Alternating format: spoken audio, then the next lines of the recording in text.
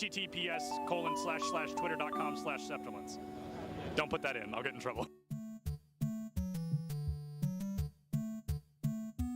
So that's worth it. Did I get too close to the camera on that one? A little bit too close? Should I back up a little bit? Okay, sorry about that. My bad. I've been awake for probably close to 32 hours. Like, I have to hold my keyboard the normal way, because if I do it, I feel like I have arthritis if I hold my keyboard like that. It blows my mind. I can never do that. This guy right here, he's got his keyboard off at an angle. His isn't that extreme. There's a kid all the way down to the far end who has his keyboard all the way at a horizontal. That's really cool. They're going to be at that table right over there. Public information? Oh, I don't know. But this isn't live, so it doesn't matter. It's not live, but you and I know. Yeah, we know. I'm not going to tweet it. Awesome. What game do you play? Smash Bros. Who do you play? Is it embarrassing? Is it like Villager? Yeah. Is it Villager? Am I spot on? Oh my god. Is it the Ice Climbers? No. Is it Game & Watch? No. Is it Pichu? No. Is it Wario? No. I can keep going. I think I can name every character in the game. I believe in you. Is it, did I say the Ice Climbers already?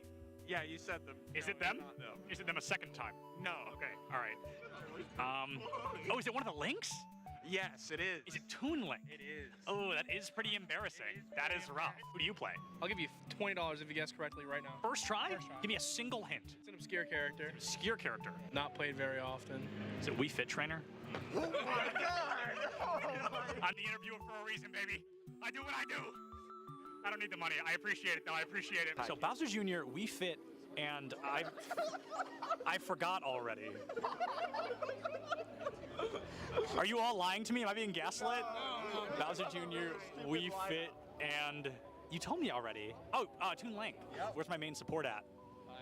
Who are we playing this weekend? A lot of Brig. A lot of Brig, really? Brig Lucio, probably. Brig Lucio, really? I shouldn't say that too loud. I don't want to give away your strategies. It's over-under? What do you mean over-under? Like, do we think we're going to podium? Do we think we're going to come in last place? Not last place. Not last place. Certainly not last. What about 5th place? That's doable. That's doable? That's winnable? 3rd place? Third place. That's where things get dicey? That's very doable. Okay. First place? That's very doable. First place, very doable. Love it. That's the mindset. That's what he loves to hear. Yeah. Oh my god. Hold on. Cut the cameras.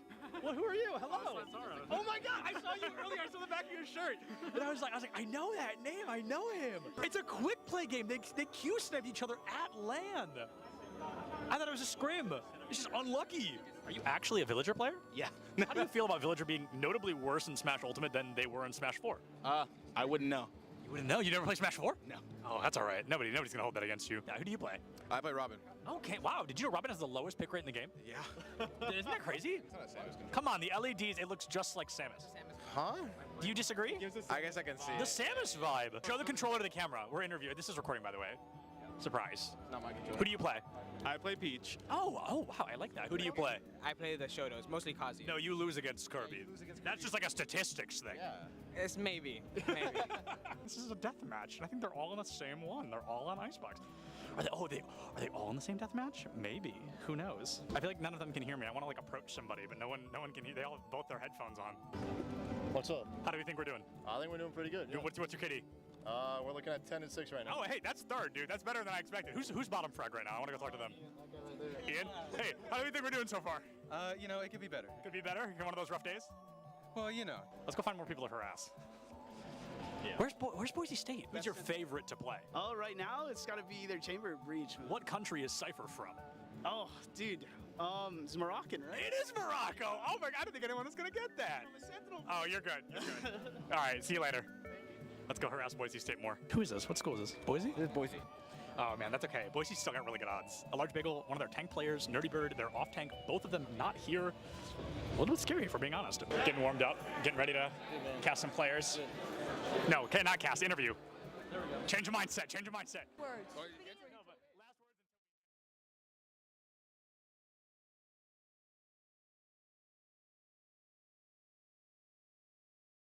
We're at the Collegiate Esports Commissioners Cup. Let's make some noise. Oh, and it's gonna jumped into it. Corner judges good for 1, 2, yeah.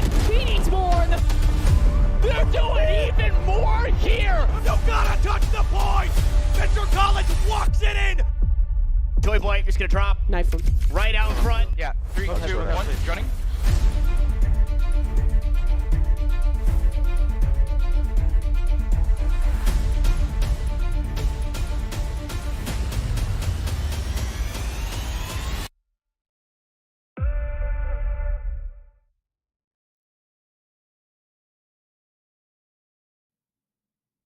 Hello, everybody, and welcome back to CECC. This time, it is the Canadian Regional Qualifier, and very exciting because it is the debut of the CECC Canadian Regional Qualifier. I am Septilence, joined by Divining, and we are jumping into our Overwatch Grand Finals, a best-of-5 series. Yeah, this is extremely exciting. Of course, last year, the Canadian region had to sort of sit out when it came to the CECC National Finals, or I guess now we can call it the International Final, as we will be inviting a Canadian team down to Arlington, Texas this May. And right here, right now, Septilence, we are going to figure out which team we are inviting. Whether it is St. Clair College or SFU, Simon Fraser University, one of these teams is going to receive a formal invitation to the CECC Finals, which is extremely exciting. And not only is it just in Overwatch, but there's a Valorant team fighting for it as well. That'll be happening later today. And we do have confirmation that it's actually the same two schools that made it to Grand Finals of Valorant. So these schools are working super hard. If maybe a team loses here, a team can win over there. And speaking of teams, let's get a little bit of a closer look at them, right? St. Clair coming in, I think the expected kind of first seed, if you will. This is a very strong program. One, we found out today, fully a freshman roster. So they're coming into this really with a lot of years ahead of them. And for being a freshman roster Dividing, they're already an incredibly talented team. Absolutely. St. Clair really entered into the Overwatch scene this year. This is a school and a program that has actually been developing their esports program for several years. This year decided with the release of Overwatch 2, let's go ahead and dip our feet into the water there, and it has worked out extremely well for them. Currently undefeated in the NACE Star League. They went 9-1 in the Activision Blizzard Collegiate Championship. Goodness. That's enough for 4th place right now out of every team in the USA and Canada. A bunch of teams that are also going to CECC. So, I mean, St. Clair College are a team that has already proven in other competitions that they could really hang with the best that Collegiate Overwatch has to offer. Absolutely. I think they're coming in with a lot to prove, right? Like you said, there's a lot of teams in the U.S. specifically that are recognizable to us that we know and love. But this has been a first year for St. Clair, and they have really come in with a bang. Let's see who their opponents are going to be today. It's going to be Simon Fraser University, the Red Squad. So they're coming in. Now, Dividing, you did find a bit of a fun fact about these squads duking it out in the past. Yes, this is actually really interesting. These squads have fought against each other. Now, SFU are a team that is more well-known for their Valorant squad, but their Overwatch team has faced St. Clair before. Last November, they played each other in the Canada Esport National Competition. That was a 3-0 victory for St. Clair at the time. We will see if SFU have been kind of VOD reviewing that matchup and are coming in a little better prepared this time around.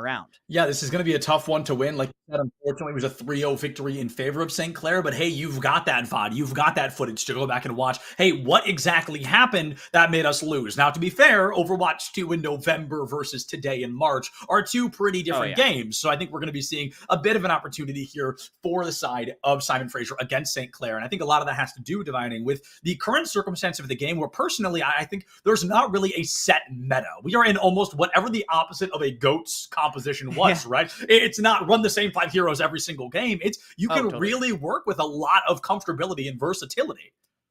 Yeah, it's actually been a really nice little change of pace here in Overwatch. As someone who's been casting it for a while, I'm pretty used to the sort of, oh, this is the meta and everyone is going to play the meta. But this time around, not only does the map decide the meta in a lot of cases, but also just what a team is personally comfortable with. You can get away with a lot of different kinds of comps and a lot of different kinds of situations, whether you want to run a sort of short-range dive composition or a longer-range poke composition, or maybe a short-range brawl composition. I know that's been fairly that has been fairly popular recently with the Reinhardt buffs and Baptiste buffs that have come in with Season 3. So I wouldn't be shocked to be seeing that, especially because people do love that up-close and personal style of gameplay. That being said, as we are getting started here on Busan Shrine, this is a very open map. I would be surprised to see that both Bunzenex and Squeak are going to lock in the Wrecking Ball to start off this grand final. Yeah, I think this makes a lot of sense to go in on the ball. This stage in particular has a lot of great spots for the grapple, can help you quickly get in and out of the back line. And St. Clair actually making a very small change. We jump from Red X on the Mercy to the Zenyatta. Zen is one of the #1 supports in taking down a fast caliber tank like Wrecking Ball, and Simon Fraser really might struggle with that if the peel is appropriate to keep Red X alive. Yeah, absolutely. It's really just a matter of where these teams want to position, and it seems like St. College are doing a really nice job of trying to get set up on that little side room, but Zephyr has other ideas. Zephyr has these ideas coming out early, can't find that elimination fast enough. It's actually Squeak in the back line that puts a 2 down. Red X picks up Zephyr and removes them from the fight, and while Simon Fraser found the first blood, St. Clair found the 2nd through 5th there, so that's going to be a very strong fight win for them and immediate point presence in their favor. Notably, St. Clair College do have Red X on the Zenyatta right now. Having that Discord Orb is going to be so incredibly impactful for players like Squeak and Crime. That 20% increase in damage on whoever has the Discord Orb on them makes them so much more fragile. Yeah, the Discord Orb, a 30% damage boost is really going to be helpful against taking somebody down. Now, Arjun gets launched off the map, Red X goes down, and St. Clair has no healing. A great adaptation from Simon Fraser to remove those supports. They understand how criminal they can be in keeping somebody alive way longer than you think they could. However, I'd love to see Simon Fraser win this fight already. It's becoming a slow burn one that I'm not confident they're going to be able to win before a recontest comes through, but when Squeak goes down, that's usually kind of the nail in the coffin against the team's defense. You've lost your tank. Might be time to peel back, kind of get together as a squad and go in for a secondary approach. However, Zephyr fully committing a pulse bomb in this equation, finds Crime instead, so the pulse bomb doesn't get the elim, but hey, you made up for it. Yeah, nice little dive there from SFU onto St. Clair College, who is still trying to sort of set up on that side drum, and you do have to give some credit to Zephyr getting that pulse bomb up quickly, but here comes Emerin, goes on to the Sojourn because she is so good at short and long range, but Zephyr with a triple kill is going to maybe slow them down for a little bit. A triple answered with a triple. That is so unfortunate. Zephyr finds one. Crime comes in with one of their own. Doesn't even have to commit the pulse bomb for it and flips it very quickly back for St. Clair. A fight win so close for Simon Fraser University, but close is never going to cut it, Dividing. You know, you've got to find it. You get the percent down, and you've got to be able to hold it, or it gets ripped away like a 3K. Oh, Yuki getting taken out by Red X there. Luckily, you do have Kaizen on the Mercy, but that is a big cooldown out immediately. And now you have to keep backing up because the overclock is out from Emerin. This is just going to continue. Even though SFU have some ults up to potentially use, their entry is just going to continue to be delayed unless they want to go and buy this 2K from JDAC. JDAC is going to be able to find that 2K, and I'm not sure if it's going to be enough for Simon Fraser to feel comfortable going into the equation. They lost a couple of critical people out the gate here, and as they send in this tank, Bunsnack to get in and make a little bit of space, a great shot comes in from JDAC to keep it lined up. A minefield Venn diagram there, full-blown minesweepers. Nobody's able to walk into that site comfortably. Squeak, phenomenal team focus onto that. Cassidy removes him from the fight, answers out of Valkyrie. Kitsune Rush comes out from the side of Simon Fraser as well, a desperate attempt to give that movement buff, to give that cooldown reduction. Not completely sure what happened there, but Emerin does go down to that high nude. Resurrection clearly worth its weight in gold. The two members now 3 traded out for only JDAC's life. That Cassidy making all the difference for Simon Fraser and keeping them in this match here of Busan Stage 1. Ooh, but Bunsnack's getting slept and taken down. A nice little 1-2 punch from the support line of St. Clair College. And now they can go back in, bolstered with Red X's Transcendence and the sniper ability. SFU are out of ultimates. They're out of options to hold on to this. No ultimates in their pocket here. They have to win this one high and dry, and they're not even able to get back into the point in time. Discord Orb comes out, a full volley onto the Winston. They have to use Kitsune just to get him to point. You force Transcendence, but you've lost your Mercy, and that has to be the beginning of the end, as St. Clair is going to show no mercy. Prime will fall, and as Bunsnack goes down, that's got to be the beginning of the end for SFU here on Busan Stage 1. A lot closer than I think we could have expected after how clean that first fight was. Halfway, they're 47%. They've got at least one more chance here on Busan to answer back on St. Clair. Yeah, SFU definitely showed a lot of good fight on that first round, but what it just came down to was on that second fight where they were able, the second to last fight that is, where they were able to take control of the point, they were forced to use basically every resource that they had available to them. And because of that, when St. Clair got a couple of picks and was able to come back in, SFU simply had no tools available to sustain. And that's what getting yourself into a hole early on control maps does to you. But as we head into Control Center, we are back to 0-0, and both teams making a couple of swaps here. We saw a little bit of Winston from Bunzenax starting off on the end of Shrine. We're going to see a little bit more of it. Squeak, though, is opting for the Doomfist. Yeah, Doomfist is a very strong character these days, one that people really try to utilize, and I think on a stage that allows the opportunity for environmental kills like this one, if you're standing on point, Doomfist can make a lot of sense. Getting into the back line should be easy. You know there's no Discord, you know there's no Sleep Dart. You might be able to work with a lot here against this team. Goes deep in the line for Kaizen, not able to find it, but Red X is there to get that clean up Elim onto Mercy. Dasmic Slam going to be offline. We want to look over to the rest of the team of St. Clair and see what they can get done in this chaos. It's actually Crime who falls. Squeak trying to get as many Elims as possible, but if the rest of the team is unprotected, it could be dangerous in an attempt to keep them alive, something St. Clair has not been particularly successful with, already having lost Crime and now Emerit. Yeah, this is looking pretty tough. I mean, Squeak is just pretty much doing whatever he wants on this point right now. No one's even looking at the Doomfist as he disrupts and puts in damage and knocks the Winston into the wall. This is going to be St. Clair pulling ahead. Despite Zephyr's best efforts here, first point control is going to go over to them, and you already have the Meteor Strike up from Squeak. This goes to show you how much work Squeak has been doing, and this is why you see Simon Fraser University swap over. This is pretty much all Doomfist counters. The Orisa trying to fortify up, the Kaizen trying to boop them away.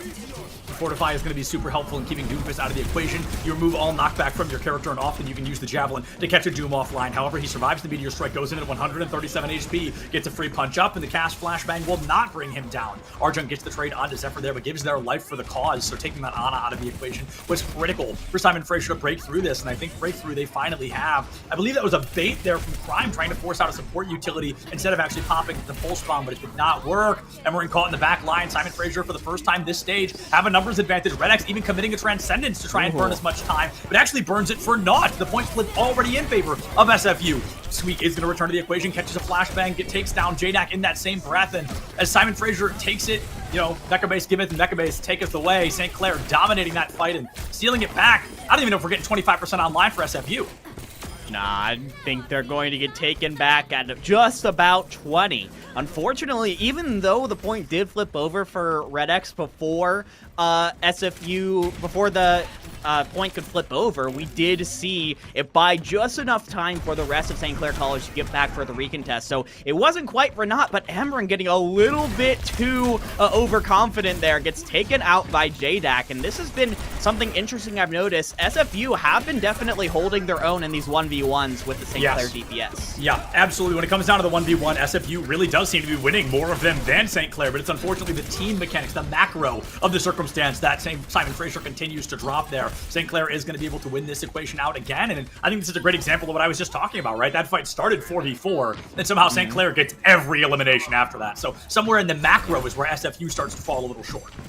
It is just so tough, and I think that's why you see Yuki's going to swap over onto Baptiste, because again, you're just trying to play more defensive, as you're basically getting spawn held right now. Emerin goes down, but you take a couple of losses on your own, and at this point, it's just a matter of if you can touch. Yeah, and even trying to touch is going to be difficult. That constant threat of a Meteor Strike takes you offline. Zephyr can't even make it out of spawn, and letting Crime play Tracer clearly is one, because that was an incredibly dominant play. Probably play of the game from Crime as well. Most likely top frag in lobby. The Tracer, a silent hero there, but a very impressive one. Constantly sneaking out fight wins for St. Clair to make second stage Busan 100% dominant. I mean, personally, I've really got to give it to this play of the game winner here, Red X. The Zenyatta, I think, was a huge difference maker. Absolutely. Not only was Red X basically acting as a third DPS throughout the entire map, he was also using those Discord Orbs expertly to pair with the dives from DPS and his tanks in order to make it so that it is even easier to take down that backline. It's why we saw them swap over from a fairly fragile backline of, I think it was Mercy Kiriko, over to what is probably a lot more secure and a Lucio Baptiste, and it still wasn't enough. Yeah, the Lucio Baptiste coming out at the end there, I think makes a lot of sense. Like you mentioned earlier, Bap getting buffed at the beginning of Season 3 has really brought him kind of back into the foresight here. We were talking a lot about Kiriko Suzu and how strong that was, and people kind of forgot Immortality Field exists. Blizzard seemed to notice that. They said, all right, we'll give you Bap 1.0 again, so 25% HP threshold is really a lot, and your survivability goes way up. So I think the Bap was a proper call. Unfortunately, just going to get the lineup, and a lot of that, I think, like you mentioned, goes back to Red X on that Discord orb. Not only were they hitting the Discords, were they getting the proper healing. There was one weird transcendence, but it still kind of worked. The supportal combat was incredible, constantly in every single fight, not just hiding a corner and throwing a Harmony orb, but really in the trenches with the rest of the team, getting elims every single engagement. Yeah, I mean, and the aggression that St. Clair has been playing with has been very difficult for SFU to be able to counter, right? I mean, even though we saw a couple times where the SFU DPS were able to sort of challenge and even win fights on the side against the St. Clair DPS, the fact that they were pushing so deep in the first place meant that SFU had to watch every single corner as they were walking by, and it made it so they were walking so slowly, and they were trying to stay in a big group so that everyone can get in a range of the Kiriko healing or the Baptiste grenades. And it just gave so many opportunities for the disruption from Squeak, from Crime, from Red X to come in before they were even ready. That's, I think, what we saw a lot of the time. The team that controls the tempo tends to control the game. And St. Clair were just jumping on top of SFU before they were ready. And I've got to talk about this as well. So we, luckily enough, have a little bit of stat information kind of going out of Busan there. And I want to talk about, I thought Crime was going to have the most damage in lobby, right? I'm way off here. So Squeak,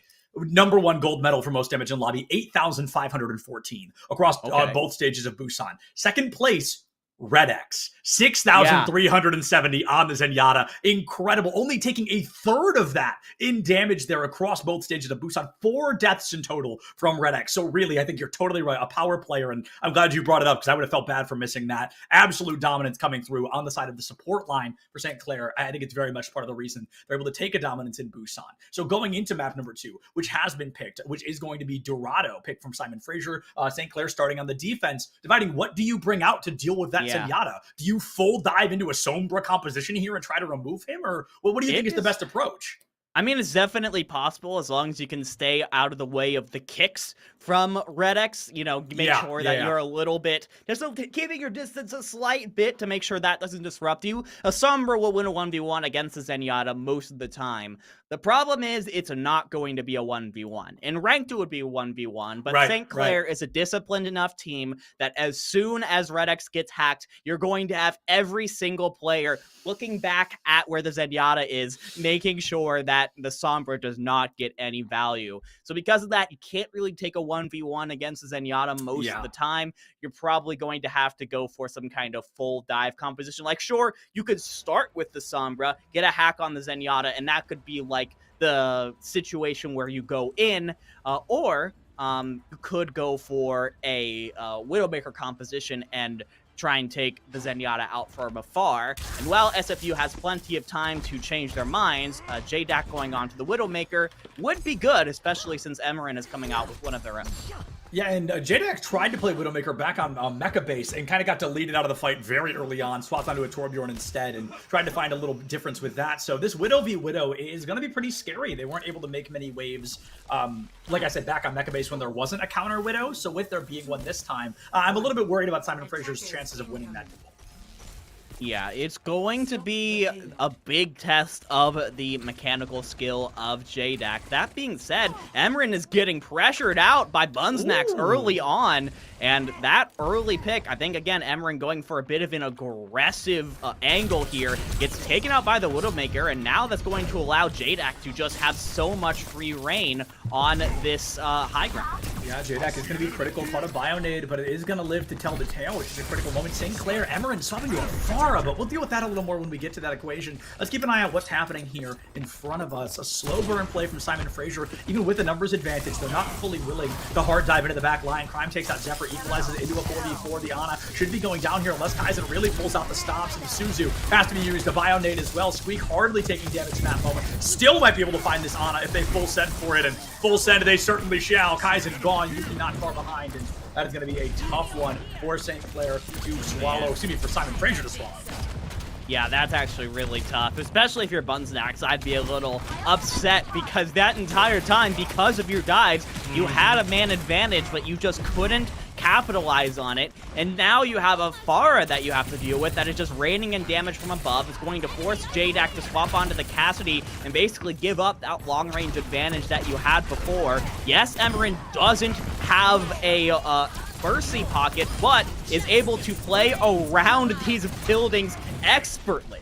Yeah, playing around the buildings with an expert performance here. It's exactly how you need to play Pharah in a circumstance like this, especially if there's a hit scan on the other side. You need to use the natural architecture. You need to make sure you're out of the line of sight, because the second you expose yourself, you're going to get deleted. That's the whole game of taking down a Pharah. You see JDAC going for a bit of a slower burn tank formation onto the high ground, scaring the Winston away, but also I think gonna be a pretty, I was gonna say lackluster tank form, but Emerin just sits up in the sky way too long, gets taken down for it. Red X finds the trade on to Zephyr with a critical spawn advantage. You gotta assume Simon Fraser is definitely getting ready to force in this engagement. I think it's about speed right now. It's about going fast and getting the opportunity to find eliminations. But as you're getting pulse bombed in your own spawn here, dividing, clearly something has to change. More than half your time bank is gone. It is so tough, but you have to do it quick. You have to do it before Red X has the Transcendence available. Right. That's a huge defensive tool that the Saints are going to be able to use against your own support ultimates. SFU just have to go for it at this point. With 1 minute 30 seconds left on the clock, right now is probably going to be your best chance, especially with Crime going down. You just got to go for it. You've got to go for something, anything here, but it's not going to be that lineup they're looking for quite yet. There's that Transcendence, comes in very late into the fight, but it keeps the rest of the squadron up and running. Emery having a field day right now. JDAC falls to Red X on that high ground once again, and it's a very difficult circumstance. I would argue, Pharah certainly does not counter Pharah. I think you were going to have better odds with that Bastion. Oh, and now you go for the Reaper, which is now going to be the ignore the Pharah strategy, which is probably usually doesn't work very well either for SFU. And Kaizen goes down. Again, these supports are just getting picked off and taken down before they can even use their ultimates. Kaizen and Yuki have had their ultimates available for something like 90 seconds now and have just not had the opportunity to use them. It is just such an unfortunate situation for SFU where they do want so badly to be able to use a Zephyr as the ult too. There's 4 ultimates for SFU, but they're just stuck in spawn. Yeah, it's constantly getting stuck in spawn here. And playing Ana in this circumstance is so difficult because she has no mobility. That's just insult to injury there. Both deleted before they can even exit the spawn room with only 10 seconds left. I guess the silver lining here is Simon Fraser's going into this next combat with essentially every ult they have. Pulse Bomb, null and void from Zephyr there. Gonna get deleted by the supportal combat happening in the back line. Prime finds the 2K, looking for a third there in center. Kitsune Rush has to come out, a move of desperation. Minefield from Buttons next puts Crime out of the equation, and they just don't touch. Simon Fraser making it a mere 27 meters here on Dorado. St. Clair's win condition, unbelievably achievable. They had a nano-boosted Wrecking Ball, too. Like, they had every tool necessary to be able to touch there, but it just goes to show the disruption and the aggressiveness of the Saints right now. SFU simply did not have the ability to get onto the point, which, mind you, was about 10 meters outside of their spawn. Because they were trying to fight these battles on the side, trying to fight these flankers, trying to fight the Pharah up in the air, and they just lost sight of the objective. And that's what teams like St. Clair will do to you. They're going to confuse you. They're going to discombobulate you. They're going to make you lose sight of the objective. It's exactly what the Saints did to the Red Leaves there. And now, I mean, going 27 meters for St. Clair is got to be, I mean, it's not only achievable, it is almost assured. I don't want to say it. I don't want to say it, but St. Clair basically just has to win one fight, get around the first corner, and they will go on to championship points. SFU are going to have to pull off probably the best defense I've ever seen on Dorado in order to do this. This would be the best defense I've ever seen, period, if this turns out. Anything even close, I've seen a team full hold 5 minutes on Rialto Bridge, but even that has probably double or triple the room you'd have on a circumstance like this. So this is going to be a really tough circumstance to put yourselves in. St. Clair going for a bit of an OWL play here, very reminiscent of a couple of King's Rose plays we've seen before, but fully extending into the back line. It's going to fully catch Simon Fraser off guard here. They've got the speed boost, they've got the TP, and they've got a heck of a lot of damage to work with. No turret left standing. We see JDAC caught onto the high ground, completely in there. Lonesome Sleep Dart onto Squeak, who dropped to the low ground. Arjunk is gone, traded out for Kaizen. Emerin not far behind. Simon Fraser should be able to win this primary engagement at least. The charge, no value there. Crime puts down Bunsnack, and St. Clair does not have the numbers, but they got the spawn, and that's all they need. Yeah, the spawn advantage is going to be brutal for SFU, especially when they're down Bunsnacks. It's just pretty much down to Zephyr here, sitting down at the bottom to continue contesting the point, and Zephyr is no more. A triple kill for Squeak, and St. Clair College appear to be rolling their way to a ticket in Arlington. One map separates them from a ticket to the national championship. One map here dividing, and it's going to be Push naturally as the third map here at the CECC. And that second round happened so fast, I didn't even get to finish my notes of who was playing what. That's how fast that just went down. St. Clair took a little over a minute there, and they sealed the deal on Dorado 2-0. Last time they fought Simon Fraser, it was a 3-0, and by golly, is it looking to be another one here. Oh, man. Yeah, St. Clair College, I think you can just definitely tell the experience that this team comes in with. These are players that, even prior to attending college, have been competing competitively in Overwatch for quite a long time. And you can see it by the way that they simply just stay calm and keep up the aggression, no matter what's happening to them. We saw multiple times SFU were able to get the first pick off in a fight. Even when that happened, St. Clair stayed calm, they stayed collective, and they stayed aggressive. They never took their feet off the gas pedal. They kept the pressure on SFU. Even in situations where they should have been feeling confident, they continued to play very defensively. And because of that, they just weren't able to build on any advantages that they might have gotten from any picks they had. Yeah, no advantages found, unfortunately. I think a lot of it spirals back to that opening fight dividing, where we saw the elimination immediately in favor of SFU, and then they sat on the corner and did nothing and kind of just waited for them to return and then lost the 5v5 and never regained the footing. There was that moment where they should have been pushing on the gas and holding W, where they really just became kind of dormant and docile. And I think that is a huge part of the reason Dorado ended in the way it did. But going into Push is a little more reminiscent. People have been comparing Push to Control a lot recently, kind of the King of the Hill style, game style. And that is where Simon Fraser did pretty darn well on our opening stage of the day. They got 50% of Sanctuary there, and you've got to wonder if they're going to be able to find that momentum here once again on Push, whichever map that may be. Yeah. I think the whole thing with SFU right now, if I had to give them any advice, is just to take a deep breath and try and play with confidence. Yeah. I think we've seen that these players mechanically can stand up to St. Clair, but I think because St. Clair is such an internationally acclaimed esports program, they're getting into their own heads a little bit, and they're saying, okay, we've got to play defensively, we've got to look out for this and this and this. Just take a deep breath, trust yourself, trust your plan, trust the comps that you are playing, and trust that you can play at a tempo that can match St. Clair. If you let them take control of the tempo from you, you're just not going to win. That has been proven throughout the first two maps. Once you get an advantage, just push on it. Yeah, 100%. And I think Push, the game mode, like you said, just push on it. You're not going to win this if you don't just push on it. You need to be that aggressive team. You need to be the proactive team. You cannot let yourself sit back and wait for a re-engagement. We see Simon Fraser making a substitution as well. We're going to be seeing Zay step in on the DPS line here.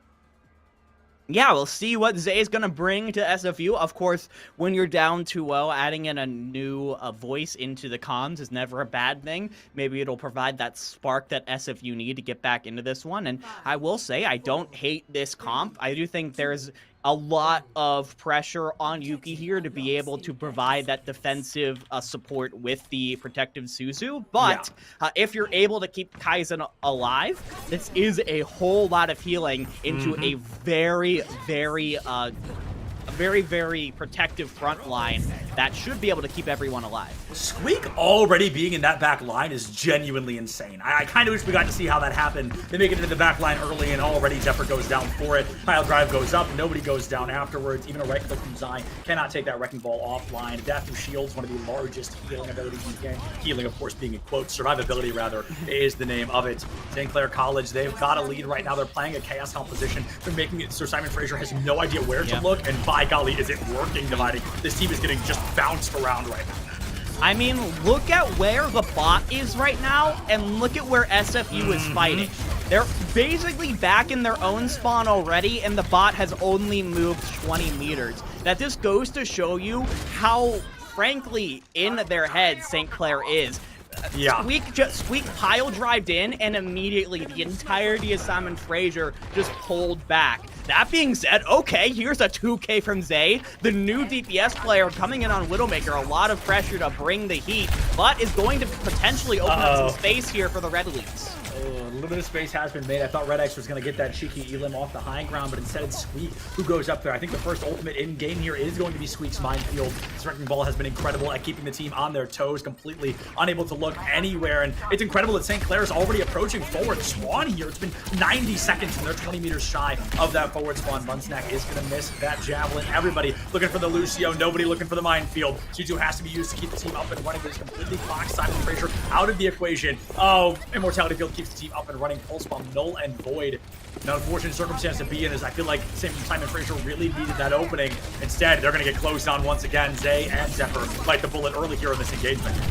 Really nice dive there from Squeak in order to take what has been the main DPS threat from SFU out, and this is going to be a really solid team fight from the Saints in order to potentially get themselves that forward spawn. Yeah. That being said, Kaizen and Yuki both have their support ultimates. There is plenty of opportunity for them to potentially push in here, especially, I mean, a nano boosted Orisa would be a massive, especially with that Terror Surge coming up. And that is what you want to see from your Widowmaker. Zay taking Red X out of the fight. We do have the forward spawns achieved, but SFU push back in. An Amp Matrix being utilized here is an incredibly courageous move from St. Clair. They lose the Lucio. They want to maybe double amp the healing and get as much damage out of it as they can. A 1-1 trade as the supports are removed from both sides. And with sights online from both Widowmakers, there's not a single secret in the lobby here. Crime not even sweating that moment. Off the Tracer for the first time in a while, and this Widow just as clean, if not better. Emeren's artillery strike takes Kaizen out of the equation. Javelin catches Crime in the back line, but is that truly enough for Simon Fraser to win this equation? I really don't think it is. Divining is. They just, St. Clair constantly finds themselves in a good spot.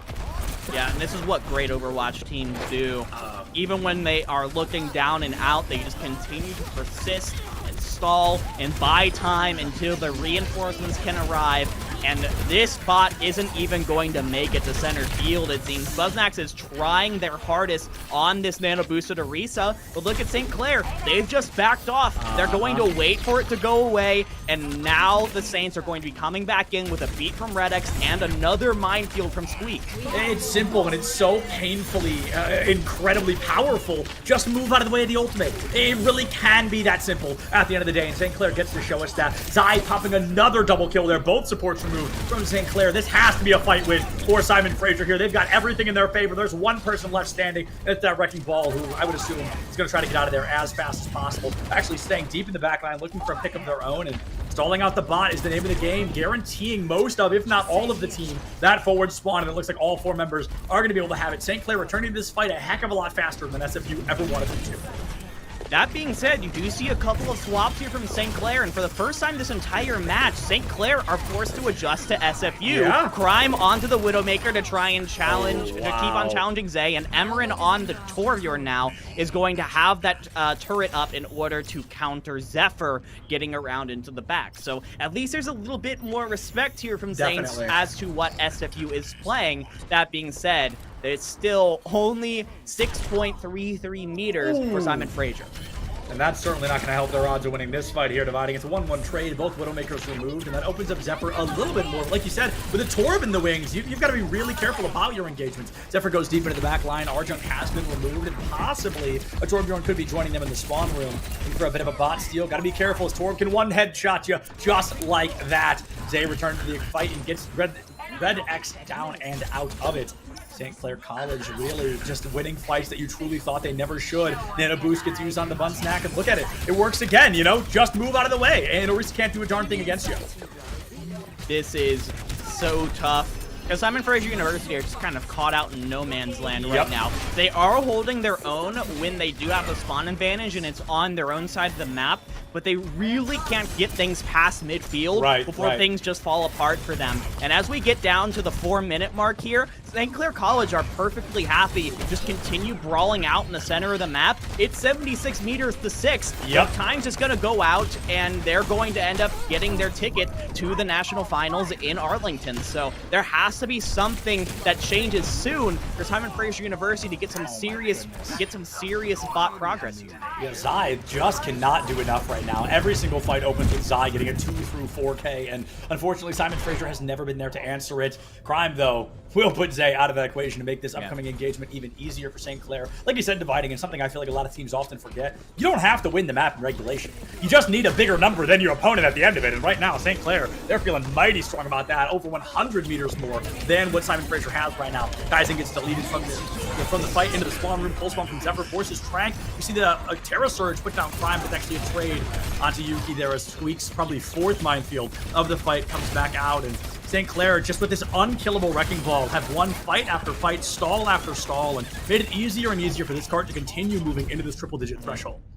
Yeah, and all of a sudden, St. Clair, with the beat by their side from Red X, have the opportunity to maybe finish this map. They could potentially end this one a little bit early, especially because SFU are a little bit out of options here. Kaizen is very close to the Nano. Zephyr got around to the back, took out Emberin. That's something that the Tracer usually doesn't win, and Zephyr's going to find Crime as well. Okay, the DPS for SFU continuing to be the saving grace. Yeah, the DPS here just constantly keeping SFU alive. I think if they didn't have this incredible lineup, this map could have been over a long time ago. Zephyr gets Red X down as well. Emerin currently back in spawn. Arjunk has fallen, and SFU, for the first time in several minutes, have a true advantage. They need to kill the Wrecking Ball, though. He keeps getting away. He keeps stalling. He keeps making it so hard for them to get any progress. You've got to get rid of him, or you at least got to get him away from the bot, because I don't think they're going to be able to make much progress until they do. Emerin will go down there. Not a huge pick, but it's still a pick. You've got a 5-4 advantage going into this equation. You've got to watch your noggins, or Crime's going to give you a haircut you never asked for. Simon Fraser, 5-4 advantage. Going in, finally, breaking center field once again. How much can they find here in the remaining 2 minutes? Oh, pulse bomb! Oh, nicely done from Zephyr. Takes Crime out of the fight, which means Zay now has almost nothing to worry about here on this Cassidy, but you still have to worry about Emerin here, and the minefield from Squeak is going to make getting past center field, getting more meterage, so much more difficult here. As we trade back and forth, Zay and Kaizen are taken out before they can use their ultimates. They do have them for this next fight. St. Clair College, though, has the Transcendence from Arjunk. That is going to make it very difficult to get any kills while that ultimate is active, as well as a really nice zoning ult with the Molten Core. Molten Core is one of the best ultimates in the entire game, and I think we're going to be seeing it early here from Emerin, who actually gives their life for it. That classic cast ability is going to take that Torbjorn out of the fight early, and that could be the opening Simon Fraser needs. Maybe a bit of overzealousness from St. Clair could cost them one more fight. We're down to 70 seconds left, so Simon Fraser not only needs to win this fight, but probably 4 or 5 more without losing a single fight to win this map. So holy cow, is it a Herculean task at hand. Transcendence answered out by Kitsune Rush. I'd like to see the Kitsune held just a little bit longer there, as Transcendence really does negate many things Kitsune can offer. Nano boost onto that Orisa once again. Bunsnack is going to be able to find not 1 but 2, and doesn't even need the Terra Surge. They can use it on the opening engagement. Squeak and Red X are going to be still alive, making it that much harder, and I think even more so when Red X is alive, to heal that ball even a little bit. His survivability seems to triple. It's just a stall game right now for St. Clair. It is only Red X and Squeak alive, but they do not care. They know they can go in, they can keep stalling, they can keep the bot on the SFU bridge for as long as possible, and here come the rest of the squad. Here come the reinforcements for St. Clair College. All those blue circles are going to be coming in before we even make it back into the Coliseum. In fact, here comes a pile drive in the minefield for Squeak to engage. 10 seconds left on the clock. This could be it. I think this is going to be it here. The minefield separates the team. The Ana goes deep into the minefield as well, and this Wrecking Ball in the back line forces them to split focus. They've got a Pulse Bomb and a Terra Surge, but they're going to have to work wonders with it. A great boop into Crime's LOS, gets that head taken clean off Zay's shoulders. The arguable power player for Simon Fraser will be removed, and now they have to win a fight without them. Kaizen taken out by Squeak as well. Squeak undoubtedly the MVP of this match, and possibly the whole series, but so far it has just been the Squeak show, and Simon Fraser desperate to answer back. They lose the Orisa, the Curie is gone, and Coliseo comes to a close. St. Clair, an incredibly dominant 3-0 victory, and even with this stall happening at the end, we all know it's a delay of the inevitable. St. Clair has cleaned house here in the CECC Canadian Overwatch qualifier. St. Clair absolutely has fought for and deservedly earned their spot in the International CECC Finals this May in Arlington, Texas. We are going to be seeing this team fight for their country in a couple months. So you can definitely look forward to that, going up against some of the best teams that the United States has to offer. And honestly, not just based on this game, but based on from what I've seen from St. Clair in the other tournaments that they participate in, they will be contenders. Yeah, 100%. I'm actually excited to talk to whoever the interviewee is about that, kind of coming into the U.S. here. Like I mentioned earlier, a lot of very recognizable teams. Who are they excited to go up against? Do they think they can hold their own? But we'll get to all that in the interview. I do want to say St. Clair, they really proved their weight's worth in gold here. They dominate there, and it was an incredible performance that maybe was a little quicker than a lot of us wanted it to be. There's a chance their Valorant team will be joining them in CECC. That'll be coming up after this interview. We're going to go ahead, throw it to a break, have an interview, and then there's some Valorant waiting for you on the other side. We'll see you right back here in just a few.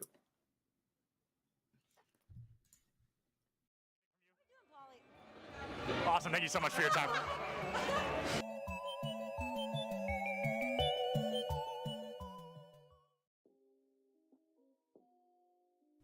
What is going on, everybody, and welcome to the ECAC Top Plays of the Week. I am Septilance, and I'm super excited to walk through these with you so you can see all of the great moments we are getting out of collegiate esports. One of my favorite things about these seasons is as they go on, as the years continue to pass, the skill ceiling just gets higher and higher, and the teams get better and better. Starting things off in week 1 and 2, these teams came out the gate swinging. Let's take a look at what they were ready to bring out in these early weeks.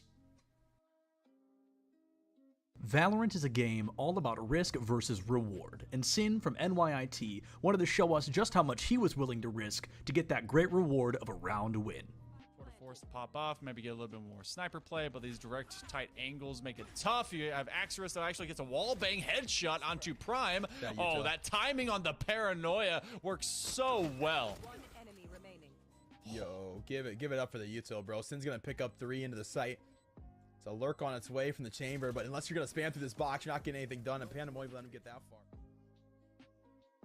Super Smash Bros. Ultimate is a game that can be decided in milliseconds, and Waka, one of the best players from SUNY Canton A Squad, wanted to show us just what they can do with only a second and a single stock on the board. Sledge option going to be charging forward smash, going a little early. They're not quite getting what you want. Drop shield after first hit and pick, getting hit by the kid.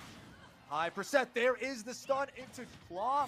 That clock has been charged for a lot longer. Oh my goodness, that's a forwarder into stage with the stage spike and then upping immediately after. What a sick. 1 point in Rocket League can never make a team feel comfortable, but Driftsy wanted to show us that not only was he going to pick the pace up, but he wasn't going to let his team down. Defensive test with flying colors, though they couldn't get out, and that is the important part at the moment. Clears a must for UA, and it's just not in the cards at the moment. Dripsy connects off the backboard. What a shot. I watched it unfold slowly. You stopped speaking at just the right moment. Valorant is often called a team-based shooter, but sometimes it can't just be about the team. Sometimes you gotta have those hero plays. Spec wanted to spray and pray and was actually able to save the day for SVSU, tying up the series 7-7. Hard B push here, 2 Omen smokes coming out. 1, oh, Spec just finds 3. What? Spraying through the smoke? Oh, what, Spec? That's not legal, man. That's not legal. This is match day 2 of the ECAC League. You can't be doing that right now. Spec just goes with the call. Here in this clip, Fanshawe finds themselves with their backs against the wall, 20 seconds left on the clock, and they're desperate to take down Wake Forest. They don't have anything to get through this team, they don't have any weapons on the field, but with Jackie Moon in the wings, at least they had a sniper. Apparently. Guys gonna believe all the shots. Oh, a sniper! Jackie Moon from about midway through. What a shot right here from Jackie. Wow, good eye sniper. Yes, sir. Jackie Moon puts us on the right side. A little bit more to the left. This one would have been... Here in this clip, we're going to get a great moment from a Pac-Man, and as a Pac-Man player, I was super excited to see it. We're going to hear a lot of praise from our commentators giving Mosey those compliments of choosing Snake against Pac-Man, a great counter pick. They were super excited to see a Snake on the field, but even without their blessing, Trollery does not yield. Approach, but like you said, he's trying to play this safe because losing a stock right now for Concord would be really bad, and, well, a little bit of commentator's curse there. We kind of willed that one into existence. Oh, man. Oh my goodness! What? Now I know what you're thinking. Oh, Septilance, how could that be all we got from weeks number 1 and 2? Please tell me there's more. If you like what you saw, you've got to go check out ECAC Esports on all social media platforms. Please see what they're bringing to the table. It is great collegiate esports week after week. And on the bright side, folks, this is just the beginning. We've got the whole rest of what is guaranteed to be a great season ahead of us. Thank you so much for joining me for this recap, and I'll see you on the next one.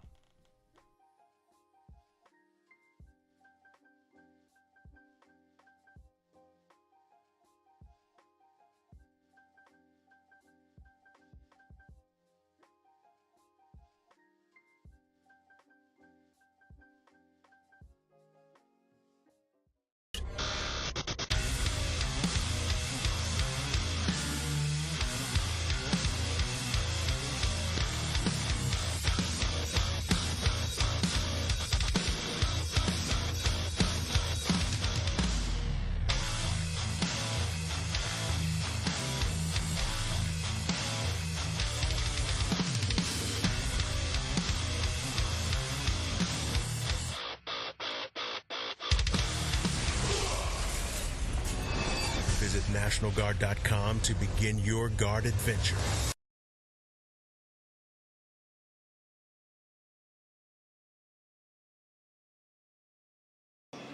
Hello, everybody, and welcome back to the Collegiate Esport Commissioners Cup. I am Septilins, and I get a really neat opportunity here. We get to interview Burns from E United. Burns, how you doing? I'm doing well. How about yourself? I'm doing great. We're on day 2 of the event. It's been a fantastic one. I ran into you yesterday, but we were running around like chickens with our heads off, and it has been, I mean, how has your time been here? What has this event kind of been like? Yeah, it's great. I just love being in the passion pit, seeing all the college kids go at it.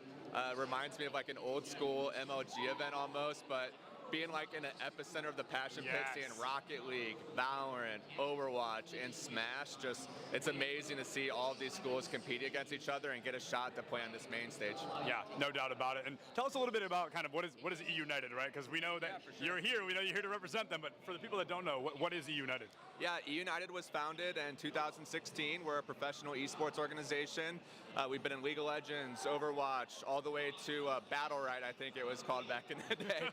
Right now in 2022, we are in Gears of War, Halo, Rocket League, PUBG, and announcing a new title tomorrow. I know, get the small intel here. So it's a lot of fun. I went pro in Call of Duty when I was younger.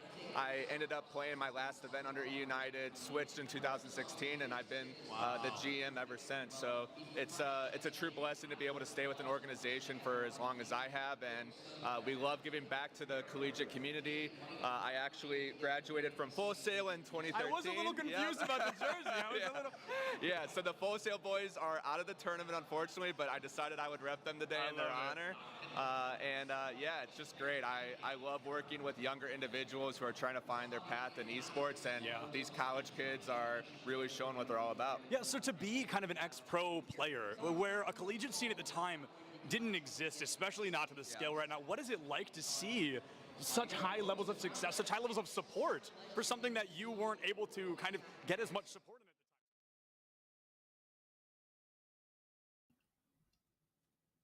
Hello, everybody, and welcome back to the CECC Canadian Qualifier 2023. I am Septilins, joined by Dividing, and if you're just now joining us, St. Clair winning 3-0 over SFU Red Squad there. We're going to be joined by the Wrecking Ball Renegade himself, Squeak, from the side of St. Clair, going 30-1 on Coliseo to end the series there. So, Squeak, my first question, man, it pulls us a little bit out of this series, but you guys have officially qualified for CECC later this year, and being a Canadian squad, let alone a new one full of freshmen, are you guys a little bit nervous going into this? Are you feeling a little shaky? Do you feel like you maybe haven't had as much playtime or experience against the rest of the teams that are going to be at this event?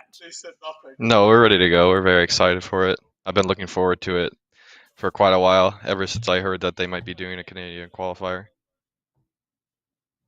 Yeah, absolutely. It's giving you guys an opportunity to get down to Texas, and you have absolutely grasped it. Now, I do want to ask you a little bit about a bit of a pattern that I saw emerge from you guys over the course of the series. The pattern was, 1, SFU's DPS would get a couple of picks first in a fight. 2, the remaining members of St. Clair would just stay on point and be a nuisance and not die. Usually would be just you and Red X doing that.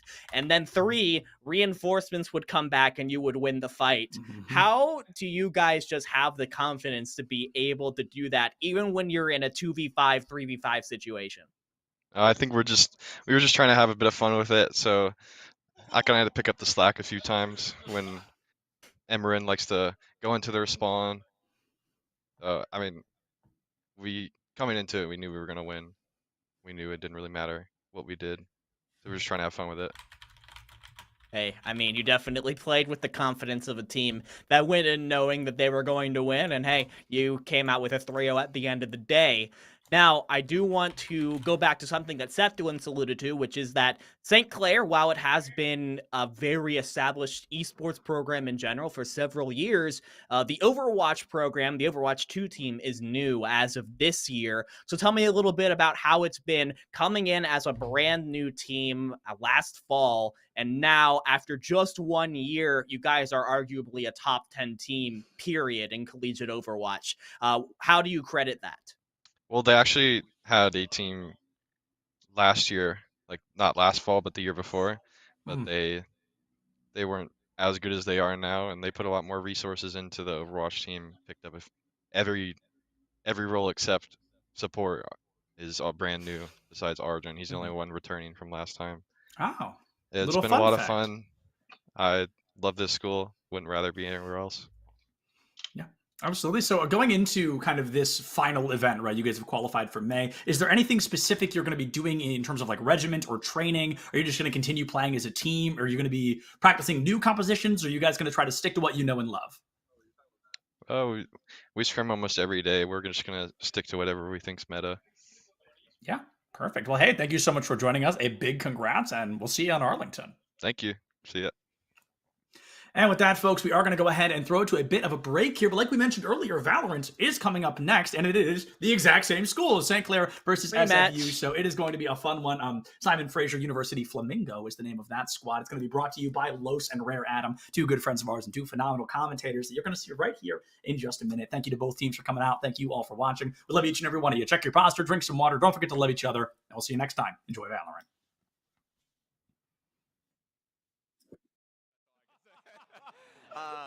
Full Sail started their program in 2017. When I was there in 2011 and 12, it was just a bunch of nerds running around, just creating their own clubs. I was still striving to go pro, but now you have these opportunities to play on main stage, play in front of thousands of people. We just had locals back in the day. You would show up and play for like $200, $100. It was like lunch money. Now these kids are playing for scholarships. They're playing for fame. They could pop off here and end up getting a sponsor for $10,000 or $20,000 from somebody.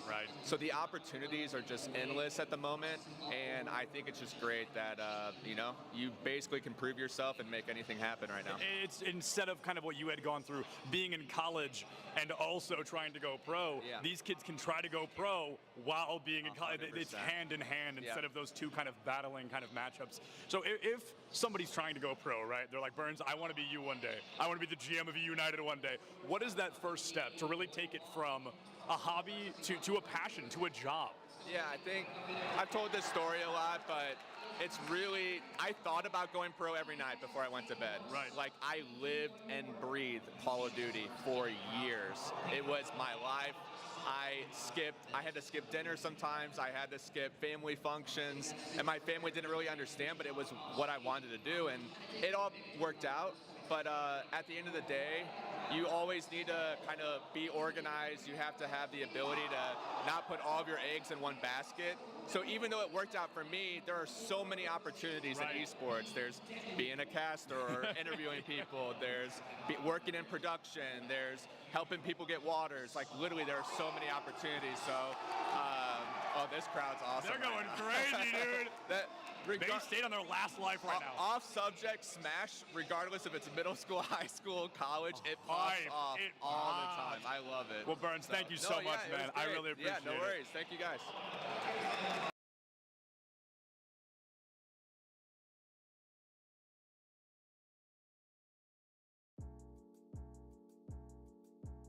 What is going on, everybody, and welcome back to ECAC Top Plays of the Week. I am Septilence, and let me tell you what, right away, if you thought last week's clips were great from weeks 1 and 2, your minds are going to be blown here in week number 3. Let's take a look at what these players brought to the table this week. We wanted a banger to kick things off strong in our 8th slot of the week, and let me tell you what, CU definitely coming in clutch. They're already up a couple of points, but they want to make sure they can walk away victorious in game number 1 with a pretty good pinch from Pancake. Yeah. Another good shot. Pancake with that shot. Oh, get your syrup and your chocolate chips out, because this pancake is looking tasty. With only 60 seconds on the clock, the University of Kentucky was feeling great. They'd already won a fight, Midtown was within their grasp as they only needed to secure one more fight win to full hold Bryant University. But Klaus knew, sometimes it's not just about winning. Sometimes it's about sending a message. Okay, they've got to move. There's the initial hack. Klaus down like the cat among the pigeons. And there's not a lot of coming back from that one. The fun, it's...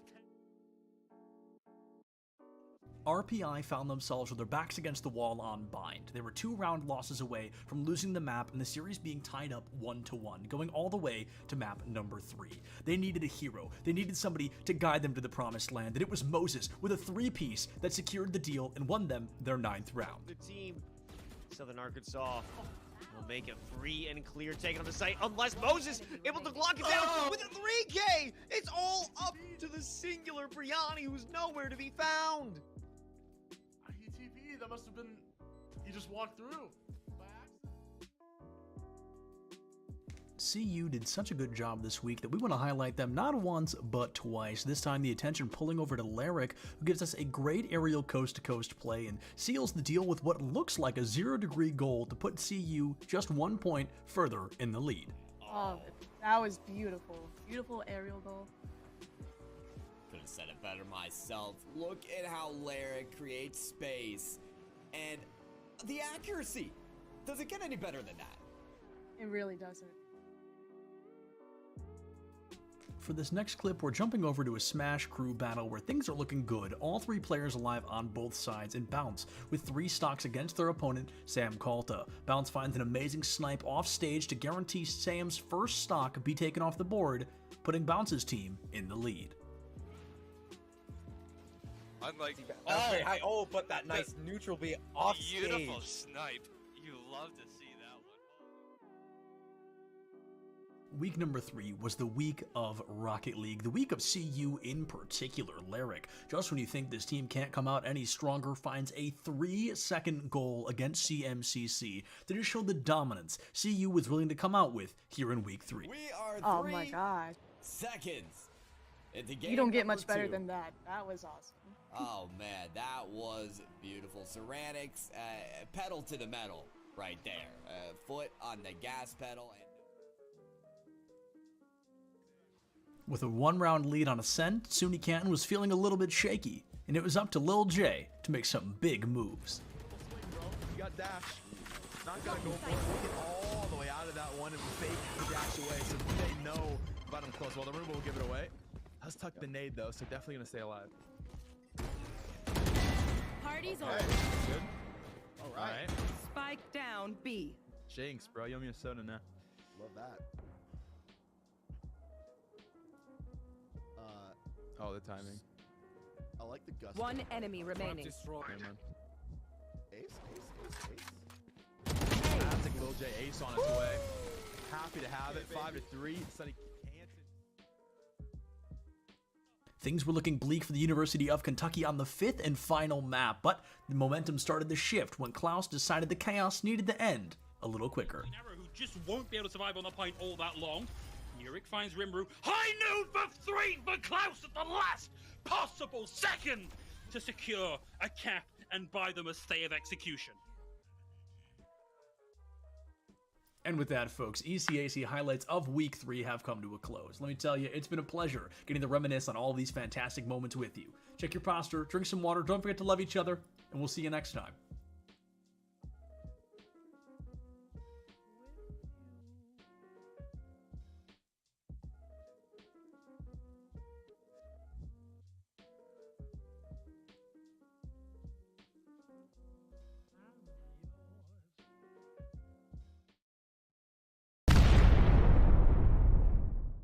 We're at the Collegiate Esports Commissioners Cup. Let's make some noise. Oh, and it's gonna be... Corner judges go for 1, 2, dip. He needs more in the... They're doing even more here! You gotta touch the point! Mr. Collins walks it in! Toy Boy is gonna drop. Knife him. Right out in front. Yeah, 3, 2, 1, running.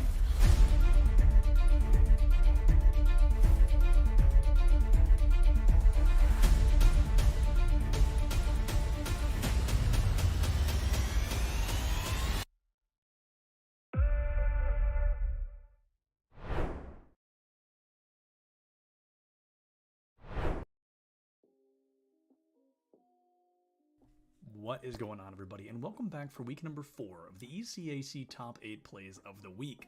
Now, at this point, you're probably realizing 2 things. 1, that's right, I'm going to be with you all season long as we jump through the best moments of every week. And number 2, wow, Septilence really only wears one thing when he's not on the clock. And I can't even defend myself, it's a comfortable outfit. Anyway, without further ado, let's jump into week number 4 and see what these players brought to the table to beat out their opponents and be victorious. Wake Forest was already up a game, there were 4 minutes left on the clock, and they just couldn't find that first point to take the lead and put them up 2-0 in the series. But in a final moment of success, Malone clears it from one coast to another and finds an open goal, giving Wake Forest the lead once again. These Champ 3 and Champ 2 is doing. I mean, seriously, look at Malone making advantages for himself. Wow. And he will put Wake Forest on the map. This game number 5 could just go their way.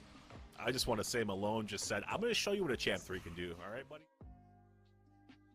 On a control map in Overwatch, your team must capture 100% of a point to succeed. 99 just won't cut it. King Rock from Keene University was fully aware of that and didn't just find a Death Blossom. He found a full-blown Death Garden to keep his team alive. Sound barrier to go away as well, especially now that you have your own. It's going to be a little bit more breathing room. Doesn't look like the one. Okay, there we are. Now it's coming up big. This Reaper has bloomed. That was just gorgeous amount of patience coming. GVSU Blue found themselves up by 5 rounds, and it's always better to turn that 5 into a 6. It's incredible, however, that this team doesn't always need all 5. It can come down to just one player and how much they can really GVS do.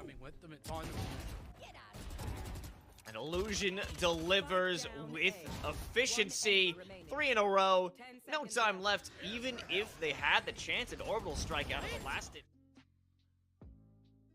This battle between Muskingum and St. Francis was insanely close. Only 3 players in a round, and there were 1 player left on both sides, both down to their final stock. Things were looking pretty strong for St. Francis, their Luigi only at 40%, but it was up to Splat to do anything but. Just keep him off stage with that Zare. Oh! If that spot didn't- right here if for that- Teo. If that block didn't disappear, Oh! No way. Oh! Just steps on the pressure plate. A tale as old as time, Pace White versus Pace Gold, and Pace White's morale was through the roof as they won a fight, but little did they know, this was Lofi's world, and they wouldn't be living in it for much longer. Going in with the blade. Uh-oh, Blade is out. It's hacked. It doesn't matter, though. Slashes away for 2. Looking for a 3rd. Looking for 4. Won't get it just yet on the Blade. However, the slash and dash works out. Lofi's got 3. Looking for everybody else on this team. It's a white. The Inkling versus Ganondorf matchup is not very good for Ganondorf, but let's be honest, which matchups are? In this clip, we're going to be watching as JD from Fisher learns the hard way that you never really want to meet an Inkling off stage. Sooner if you don't find that kill confirm or that kill or a bomb off stage like that. That Caduceus bomb edge angle. guarding is so good today. Yeah, that bomb angle was beautiful. Week 4 of ECAC Rocket League was absolutely insane. CMU and FC were tied up 0-0, but it was Gand who told FC they shall not pass game number 2. Side of FC, they've only got 1 player for a moment there. They're trying to recollect, they're trying to reposition, but how do you position around a pinpoint accurate shot like this? Gand goes crossbar down for the first goal. Adams in reverse backed the defense off with that.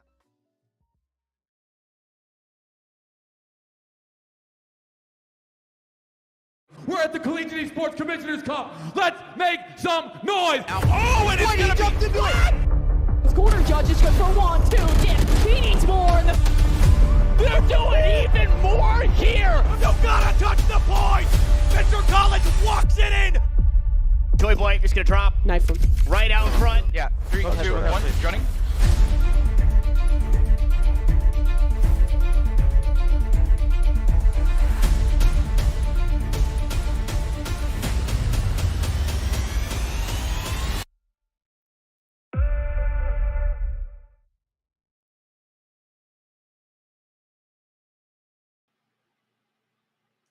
Hello, everyone, and welcome back to the CECC Canada qualifiers for the 2023 finals. Oh my god, we have another matchup, a mirror matchup, kind of, because St. Clair and SFU are coming back again, but in a new title. And to bring you the action, my name is Los, and I'm joined by my very rare friend, Rare Adam. Thank you for having me, and excited to be here for this Canada qualifier here. Of course, as the token Canadian here on the cast, I had to get myself some Timmies before we started out. No sponsorship, by the way. How to get the Timmies, how to go out for a rip on the pond earlier, get those pucks in deep, do everything that those can. I really didn't. I woke up and we're casting Valorant today, but two very strong teams here, St. Clair and SFU Flamingo. Really excited to see both of these teams play, especially against each other. It's not very often we get sort of these cross-country rivalries coming down. Yeah, that's because these squads are usually competing in different regions, so you don't have an opportunity until we get to that tippy top of competition. And that's exactly the moment when we'd want to see them come together, when we realized, okay, it's the best of the best here in Canada, and they're going head-to-head. And I'm actually very excited because I've been a slight fan of the journey of St. Clair, as they've had many great opportunities, but ultimately haven't been able to capitalize on those opportunities, make their way through playoffs, but never in, a top 4 position. Yeah, and I think the major thing for these teams, especially on the back of recent Esports Canada rankings, they're, number 3 versus number 7 going at it. They're very contentious. There's always a lot of impressions on those ones. As part of the League of Legends committee, we got to start spicing it up there. But nonetheless, it's always interesting to see sort of these teams get their chance at these different events as well. And St. Clair, especially in CVAL, they haven't had the best of times, finishing the job. Top 6 finish in the fall, didn't make top 8 in the winter either. So they're really trying to come back in spring and push for that top 2 as well. They have the potential of it. We've seen their highs as well. And it's just about sort of converting on that. But then on the flip side, SFU Flamingo, they've had a really interesting season where they haven't really had the most consistency, but they've taken some very clutch wins, specifically off of U Alberta, who is ranked 2nd in Canada. They've been sort of that one huge team that everyone is worried about in the West, and yet both of these teams did have to get through U Alberta to get here. So it's sort of the U Alberta killers here. They're going to be going head-to-head here to see who will end up booking their ticket to land in Texas, of course. And, I got to bring up those 2 matches. SFU, they defeated U Alberta 2-1, but St. Clair did it 2-0. I don't know if that's going to speak to this match, but we'll see what happens. But why don't we take a look at the rosters that we're seeing stepping into the server today, because I know specifically when we're talking about St. Clair College, there's 2 players I'm looking for, and that's got to be Mzuu and Kiyu. I butchered the name. Sorry, my friend. Tell me about it in the interview if you win. But both these players are just a pleasure to watch, specifically Mzuu on the Jet. Their freedom, their fluidity when it comes to their willingness to walk around the map with those blades out is something to be admired. But this team in general, I can respect the fact that they can flex their role. Mzuu usually running on the Jet, but is willing to take other roles. Maybe a Sky position, similar to Caillou. Will be an initiator, but isn't afraid to bring out the Reyna. Yeah, and I think a major thing about this team as well is everyone is so flexible. Ems has gone from playing things like the Jet earlier in the season, moved over to those initiators, the Sova, the Fade, ended up switching over to KO for a little bit. There's so many moving parts here. And of course, Caillou is an incredible player in their own right, super flexible as well on all sorts of initiators as well. One player I do actually want to point out as well is Seth, a newcomer to the team as of winter semester, has sort of come in here and given them a little bit more of a spark plug, taking over the Sentinel role, letting Sushi sort of explore these duelists as well in their own right. So the whole team sort of plays off of each other really well. These players are so flexible in their roles in and of themselves that they're willing to be able to switch between them, sort of find whatever dynamic works. And, even from map to map, we might see Ems on a duelist on one map, go back to something like a Sage on another one. This is how flexible this team can be.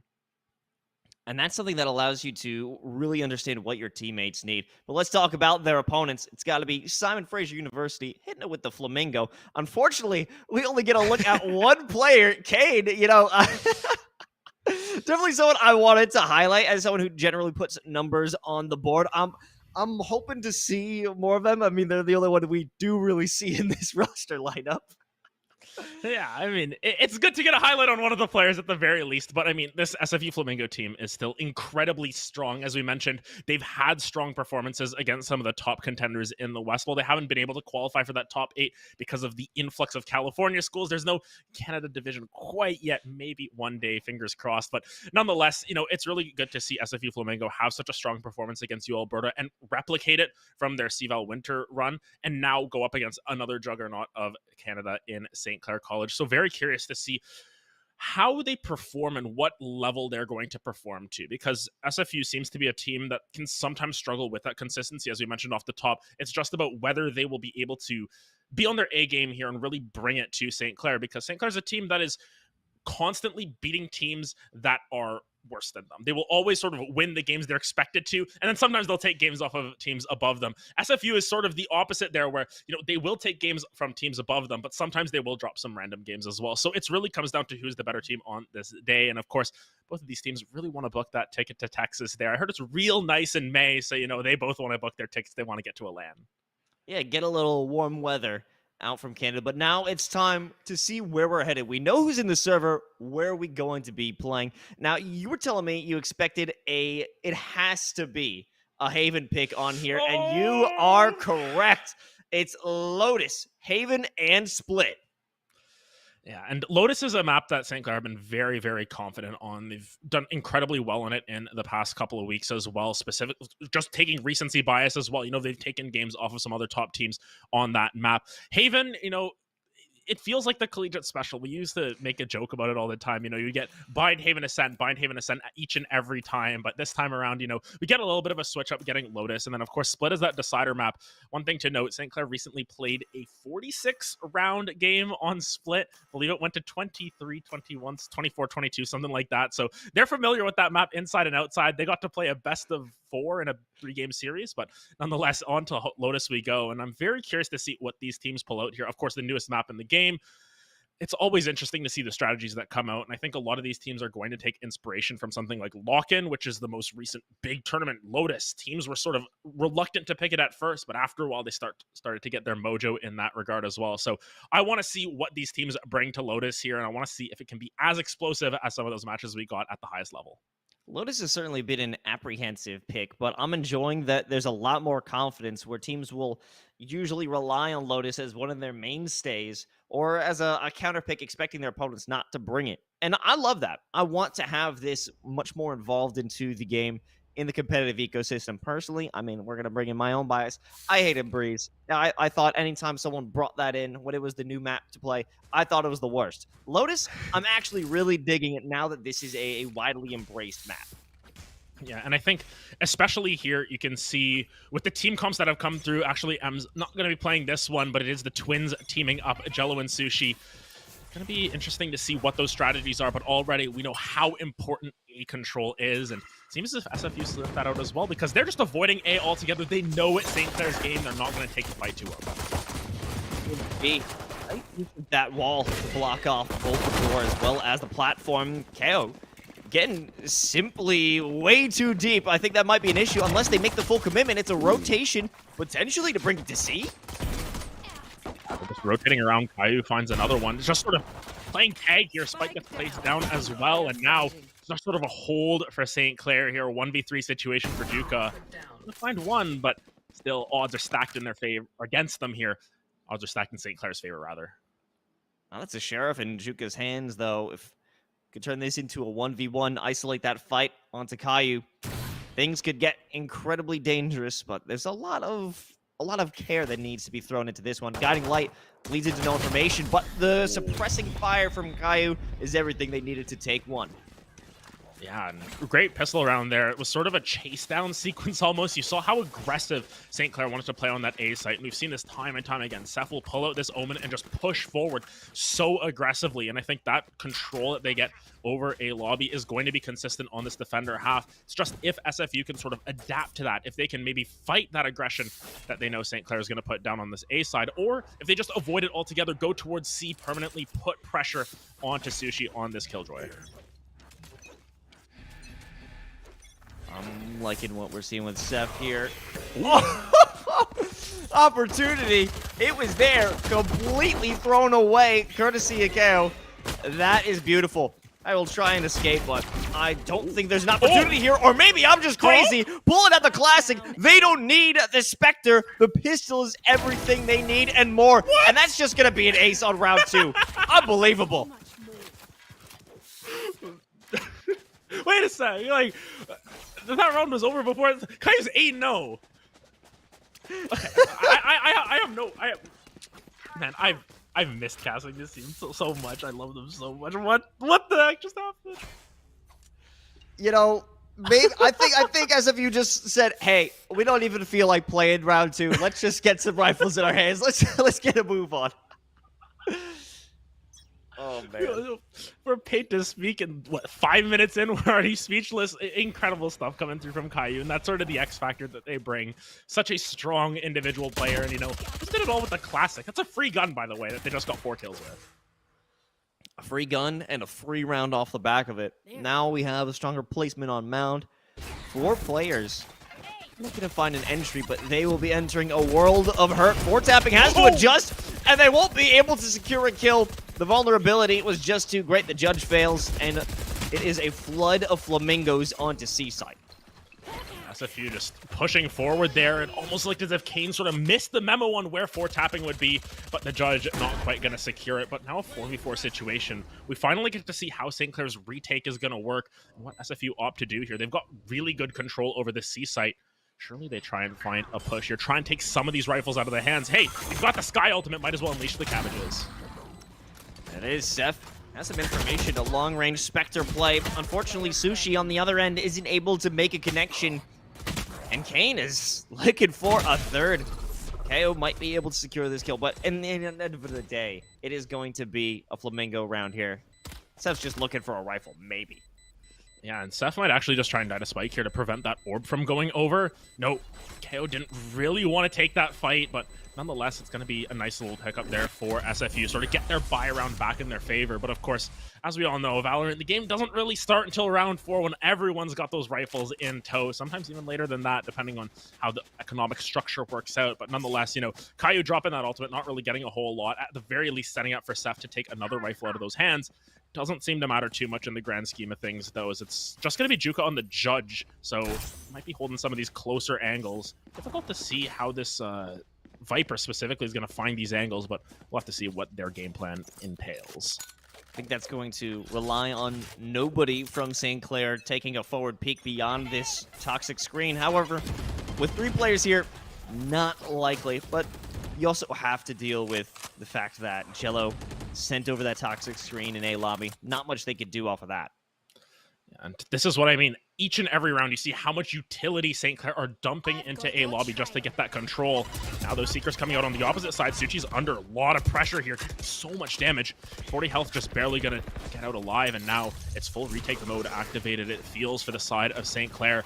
Getting the entire site cleared out here, but I might actually get here before they're able to get that plant down. So much utility being placed here, and unfortunately, it's too much too soon as Sushi prevents ground from securing the plant, and now it is under their control. They completely expose themselves if they want to plant, but Kane is putting in work even further. Possibly a third. It is a second use of the paint shells, and they moved up, but no one is there. She has an unrivaled angle. It all comes down to KO. 2-on-1. No HP gone. Another situation of isolating fights, and Seth realizes that they have to back off. Seth and Caillou just going to try and peek off of each other. You can see the team play coming in here. Each taking sort of their 1v1s at a time. KO, though, 18 HP and a dream. That Spike isn't just the worst spot, though, for SFU. Going to be really challenging to push it up. But, Seth, what angle are you going to hold here? 15 seconds left. One shot to KO will do it. Might as well get it to the head if you're going to do it that way. Seth secures the round for St. Clair. A good look from Flamingo, but anytime they have the upper hand, it's going to come off the back of one individual stepping up in a major way. And in the 2 previous rounds, it's been Kane picking up doubles. And Kane has done a really good job of finding these entries for the side of SFU. It's just that St. Clair works so well together in the latter halves of these rounds, it feels like. Caillou, got all 8 kills out of the way early, now just sort of playing that supportive style with this guy, just sort of setting up for the rest of the team. Even still, though, this buy is just a little bit messy on both sides. You see the Bulldog come out, you see the Guardian as well. On the opposite side, though, Stingers aplenty. Everyone's favorite eco gun that is still nerfed, but it's still quite good in its regard. Seth, though, holding this angle once again. It's 5 rounds in a row that they've done this exact same setup, and it just feels as if SFU haven't quite figured out the keys to success on this A side yet. Personally, I'll never turn my back on the Stinger. And Seth not turning their back on this exact same setup. I feel that SFU, they have to be aware of this, or maybe they've never had an opportunity where Seth actually put that position into work. So we're just seeing it being replayed. Nobody else knows. Sushi holding it down. And that's going to cause an immediate second thought from Crown to exit that dark cover. They don't want to take this fight. Yeah, they're going to wait for more homies to pull up here, but Kane a little bit low. That Bulldog can still be very lethal in these short bursts, as we see there. Sushi picking up another one. Jello sort of teaming the Twins up, finding everyone that they can. It will be the Twins to clear out those last 4 kills. St. Clair get to 4 here. It's a few on their save round, weren't really able to get much. Yeah, it was a nice effort. A good try, I would like to say. Unfortunately, those blast packs from Kane just didn't make that effort. If they were able to secure a landing on the site proper, maybe things would have been. Being 1 kill goes over to SFU, but regardless, it's actually a round that we've got the rifles and the showstopper for the Flamingos.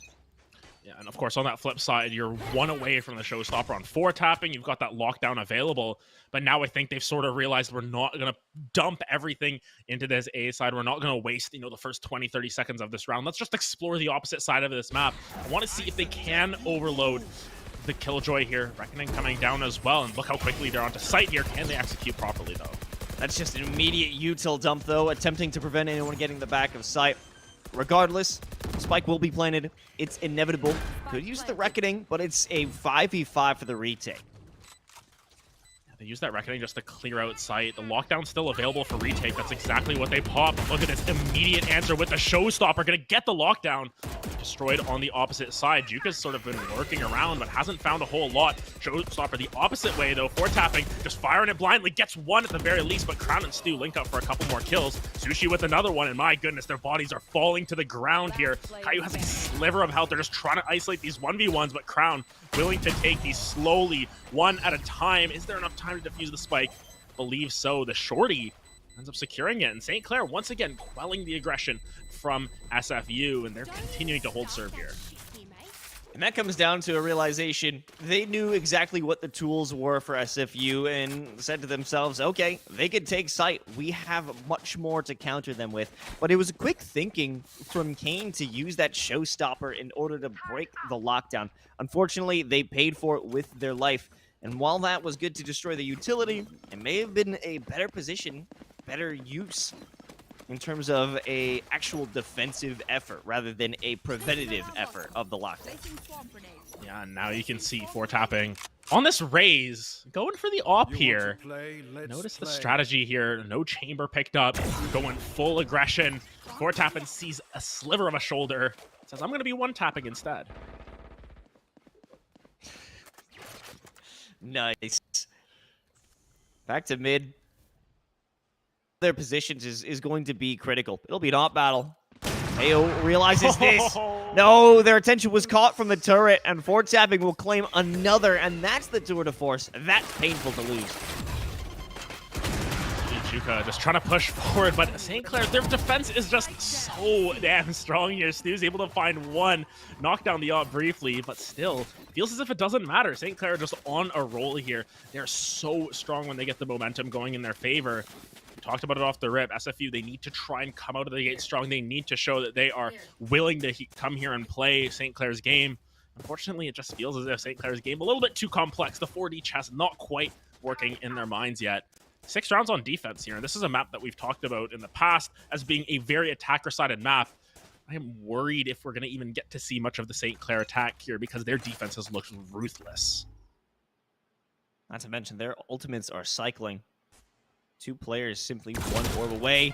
Four tapping getting way too close, but the paint shells is going to be critical to stop them from attacking. Jello on the other side of that box removes one, and the paint shells will pick off another. This position is already known to everyone on St. Clair, and there's no tactical advantage they could gain from it. They have to head to C, but there's plenty of util waiting for them. It's going to be the Seekers popped as well, but Sushi, very aware of the situation, finds one already. Going to find another one.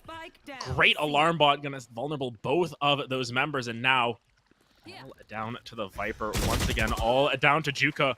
Finds their one at the very least, taking some of that money out of the hands, but it's still such a challenging situation. 33 HP, not going to be in the greatest of situations for SFU. Oh, paranoia, and the door opens. It doesn't matter who gets the kill here. It's going to be an inevitable one. 4 tapping on the Frenzy. Just because they can. Why not? Yeah, St. Clair, well-oiled machine. They find it once again. It was a different strategy. You know, they've started to move away from this A aggression. They've realized that SFU don't want the smoke there, and now they're just moving everyone over to C site instead. But they seem to have a little bit more success, I want to say, for SFU, but even still, success only matters if you get the map or the round win at that. They've only gotten 1 for themselves. That round 3 bye against the bonus has all that they've wrote here. West Coast, not having the best of times thus far. It's critical. Sushi's now on an op. That might be an issue, missing the first shot, because it's going to give them a bit more confidence. They can dump some utility. Flashes galore. If they want to have a preventative effort, running right beyond that alarm bot, Juka had the confidence to take it, and this is the first time that Sushi has had a big loss on C. And I think Sushi's done a great job of holding the line, but now so much going to be used to try and secure this round. They want to try and get some momentum back in their favor. Viper Spit goes down. Yes, there's the operator still on Juka. Seth going to find one. Now here comes the retake as well. This is going to be interesting. Not a whole lot of ultimates for the side of St. Clair to use here, but we've seen time and time again, they don't really need them most of the time. They're just going to rely on their pure aim. What can they do? Those cascades being such a nuisance to stop them from coming in length. Jello removes one through the smoke, but this is simply a mess. And a well-executed attack from Flamingo. Finally, they'll be able to land their second. Perhaps some will even lose their life in an attempt to escape, but as long as you get a win, that's all that matters. But losing 2 rifles, that's going to be an issue. Yeah, it's a little bit rough there. It's not going to help in terms of the economics of the situation. At the very least, they should all be able to buy back up here. Kane might be the only one who's lacking a little bit of a util here. Once again, you can see how much of an advantage the side of St. Clair have had. They have another buy here. They're able to sort of reallocate some funds to buy stuff as well.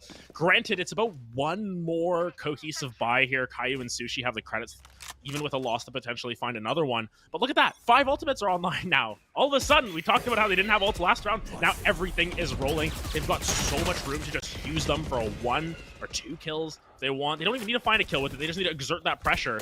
Finally, this A push going to come back. With a little bit more confidence, they're willing to take the fight to CECC here. Will it be successful, though? Thus far, this A site has not been very successful for SFU. Oh my god. 4 tapping realized that the Roomba was there. Didn't even give a hoot.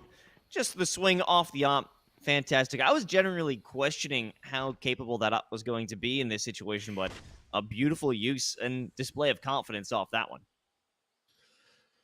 And you can see with 4 ultimates still available, SFU, they're really scared to move forward here. They don't want to overstep. They don't want to give St. Clair any free real estate, basically. And on the opposite side, St. Clair are just willing to hold angles. You can see this raise set up on B.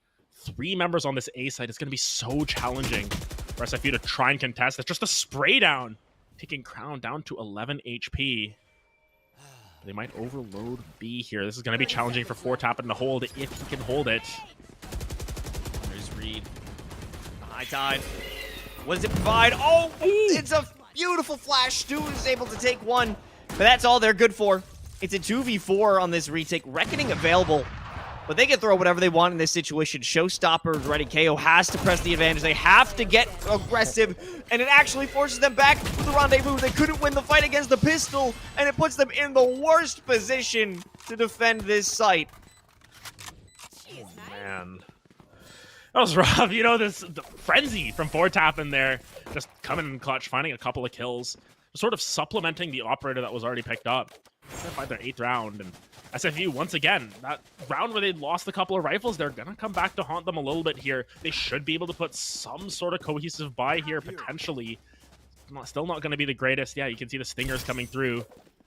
Well, we may have a couple of Stinger stands for life here on the casts. It's still going to be so challenging fighting that into the full arsenal of St. Clair. Still 4 ultimates available, by the way. Wouldn't be surprised if there was first information that a Viper's Pit might have a commitment here, knowing that it's such a low buy, knowing that playing these tight corners is going to get you in some trouble. But here's the quick realization. Time to get ready for the attack on B. That's the only option for Flamingo, and they're running in as quick as can be. You can see they're just trying to take as much space. This is very much akin to what they did on Pistol Round, where they sort of wrapped around and now able to catch Sushi on a little bit of an off angle. KO gets a knife kill into 4Tap, and somehow, but look at this, St. Clair just turning it back around, 3 kills for themselves, and they get the numbers advantage again, somehow, some way, each and every time they get pushed their limits, they are simply able to retaliate. And it's all 3 players coming from the same angle, coming from C main, Ground unable to deal with it, too much pressure, the aim punch ruins their chances at a kill, and it's just Juka baiting their life. That's a teammate you want to have. Unfortunately, it's 2 teammates that you used to have. And it comes down to Juka with a 3K clutch on the op. Oh my god, what a way to throw away the round, or what a way to steal it with Flamingo. How did 4Tap get knifed in midair while he was firing off the showstopper? That's my question as well, but nonetheless, you can just see Juka able to sort of hold the line there, at the very least to get SFU to 3. It's going to force a little bit of a weird buy from CECC. This is the first time they've had a little bit more trouble getting the arsenal in their favor. You got a Judge, you got a Bulldog. It's sort of even buys on both sides. It's not clean from either team. An interesting sort of economic state here. Nonetheless, that Viper's Pit you were talking about, going to be invested on this B site, or at least the entrance to B. SFU want nothing to do with that. They're just heading the opposite way, Reckoning going to come down as well. Right? It's in the hands. Oh, there we go. Okay, I think we're gonna have a similar play to what we had on an almost victory for Flamingo. Get the plant with the Reckoning, and a lockdown will be used to counteract it. Same case. There is a showstopper, and it's gonna be sent through, and it destroys the lockdown. Okay, we're just on repeat, but this time it's actually looking good for Flamingo. Get a satchel kill of all things. One of those rare cases where you use it for the damage instead of the mobility. 4v3 situation. St. Clair need to try and find a way in here. Jello going to be the first one to take contact here. 4Tapin's able to find one, but Kane answers in kind. Caillou, oh, that aim is so damn good every single time. Kane finds a third, though. Now Caillou under the pressure of time. 1v2 situation. Can Caillou do it once again? Not in this situation. Juka turning around. Losing the DPI there a little bit at the end, just for fun. That's 4 rounds at the very least. That's if you bring it back to close out the half. And it's a good way to do it. Gives you a bit of confidence moving into this second side. And I'm curious to see, when there's post plants, when there are good, effective post plants, SFU have been able to put in some damage, so maybe when they're the ones who are waiting for attackers to walk into their crosshairs, it might seem to be a better story. And I think they also have a team that offers themselves as a much better defensive team. I think that's a major thing as well for just their dynamics. You know, they win 3 of the last 4. They need to try and find some sort of agency back into it, and it feels as if their post plants have been rather strong. If they can get the spike down, they're able to hold the site a little bit easier. This time around, they don't have to put down the spike. They can just hold the site from the get-go, and that might be to their favor. St. Clair, we saw them put so much aggression towards A site on the defensive side. Now we're going to be trying to do that on the opposite side here. These Viper walls, though, just making a maze here. It's so difficult to just snake your way through here. So many different walls to deal with.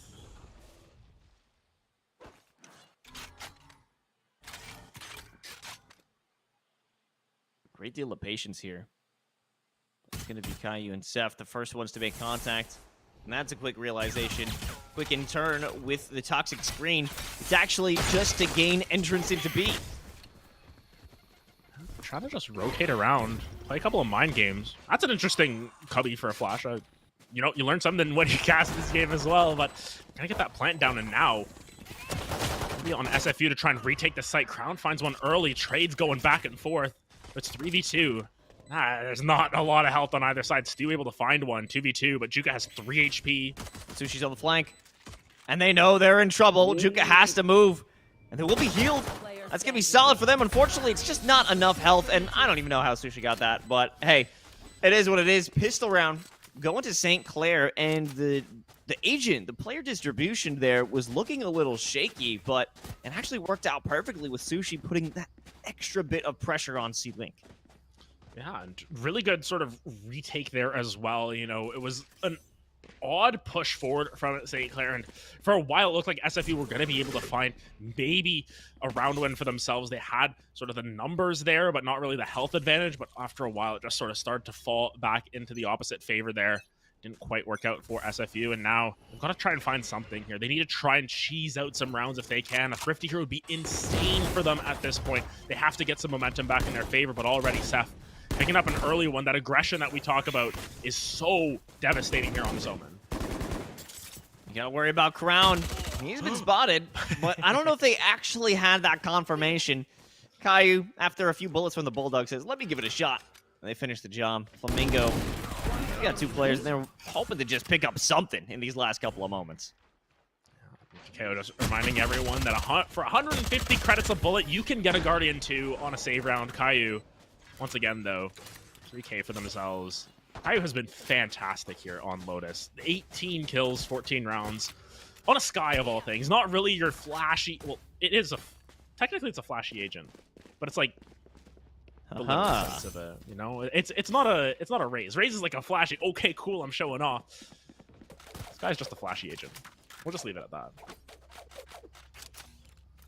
that. Thank you, Caillou, for your service, and thank you, Adam, for the explanation there.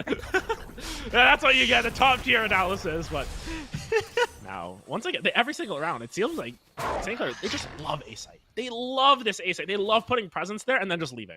That's exactly what they do once again. You know, that's actually how you. That's how you flirt. You know, you just do a little bit and then you leave. I'm not actually interested. That's how you get Flamingo to care. Top for Ford's having a double satchel in. Nobody's there waiting for him. Stinger in hand, but the pressure is simply too great. I think that's going to be an issue with KO, but they got pretty darn far. Yeah, they took the long walk over, but unfortunately, like Liliati, the walk did not end up finding its mark. KO, though, sort of holding this angle. And once again, SFU on their buy around against the SCC. Oh, never mind. SCC are just finding multiple members in return. It is Jello, though. Last one left standing with a frenzy. Not in the best of situations. Got to get into that cove. Are they going to stick it? Oh, Kane is way too aware of this one. Kane finds 3, and SFU once again repeating history, winning their buy round, but it was costly at that. Yeah, 3 rifles is going to be hard to replace. And one more time, it's Kane who steps up a 3K in that very hectic moment trying to exit from CT. The crossfire was simply oppressive, but they were able to break on through. And, you know, it does come off the backs of some sacrificed lives by the rest of the team. But this is a player who's been able to take very, very grim scenarios and convert them into positive potential win situations. And I think that you just need to try and find as many positives as possible and take those into consideration and continue to push forward. Love that interaction there, Sushi, finding KO on the opposite side of the wall. Bullets apparently hit you before you can teleport out. Nonetheless, it is traded, and now 4v4. This time around, though, A-side is looking a little bit clearer, and I'm very interested to see how they execute here. The Seeker is definitely going to spot some members out. Caillou's so far up, though. This has to be the first time that we may see a plant on A. Ooh. Seth, not even interested. Nope, they're not going to A. No one cares about A. They're headed to B. It was a bait. Kane's an issue. Caillou resolves it. Now it's Juka with the judge. Gonna have to lay the law down here with that turret. Is such a snitch every single time. You can't sneak up with the judge. And now it is Stu who has to cook. 1v3 situation. Oh, Turt's looking the wrong way. Sushi gets baited out by that, and now Stu. What can you do? You got 81 health in a dream here. I don't think he's gonna invest those Seekers. Nope, Seth is gonna come off the top rope there. Find the win. It was a good attempt coming back the opposite way. Took some rifles out once again. This economic situation for both of these teams has been in the flux, but now SFU down to the last couple of rounds that they can give here.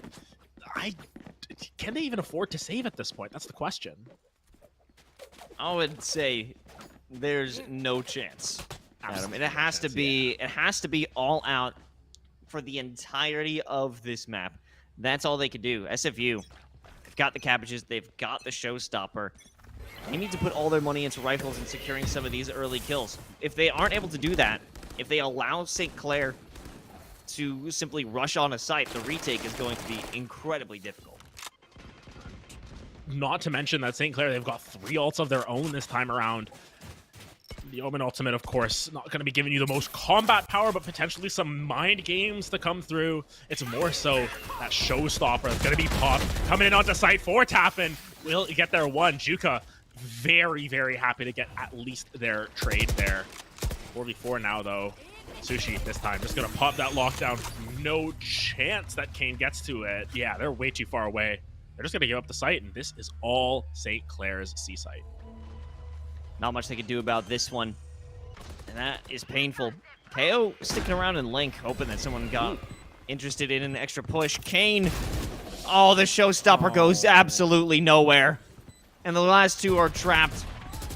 They're stuck in CT, but KO puts some pressure from C-Link. If Caillou's able to survive around this box, that'll be everything. It's Jello who comes through with the spray down. The snake bite certainly is toxic, and it brings them to their map point. It's 12-5, Adam. This is devastating. Yeah, and especially with the buy that they had, there was a couple of members who had the credits to buy up for a rifle.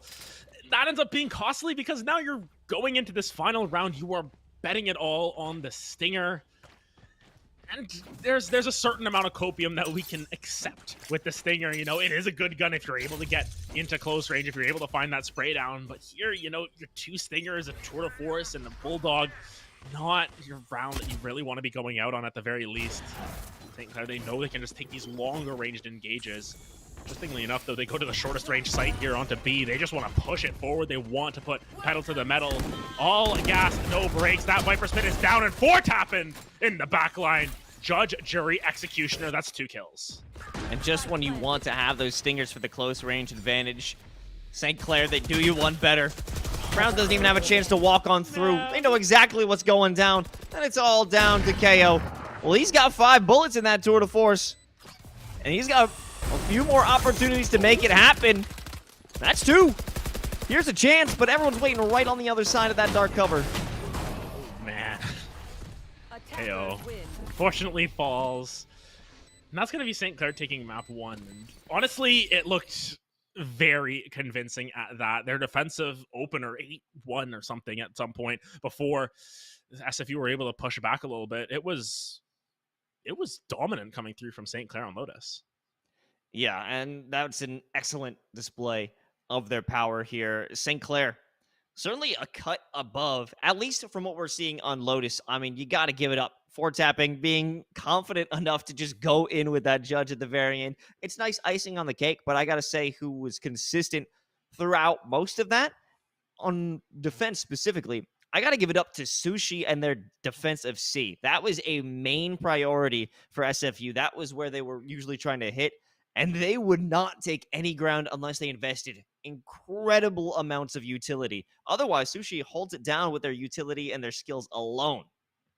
Yeah, and I think the main thing about that Killjoy as well is she was able to just drop a turret on B every once in a while and just say, hey, listen, you watch B, I've got the rest on C there. And it was, I think, the only round where they really crumbled under the pressure was when they had that operator that had all the credits in their favor there. And it was just a little bit too much after that missed shot. But other than that, Sushi did a great job of holding it down the site. The twins, both of them working in tandem so well as well. We saw multiple times where they just pair up and, you know, they'd go twin power, go right in. That's exactly how they'd retake a site. Not, I don't know if they actually do that.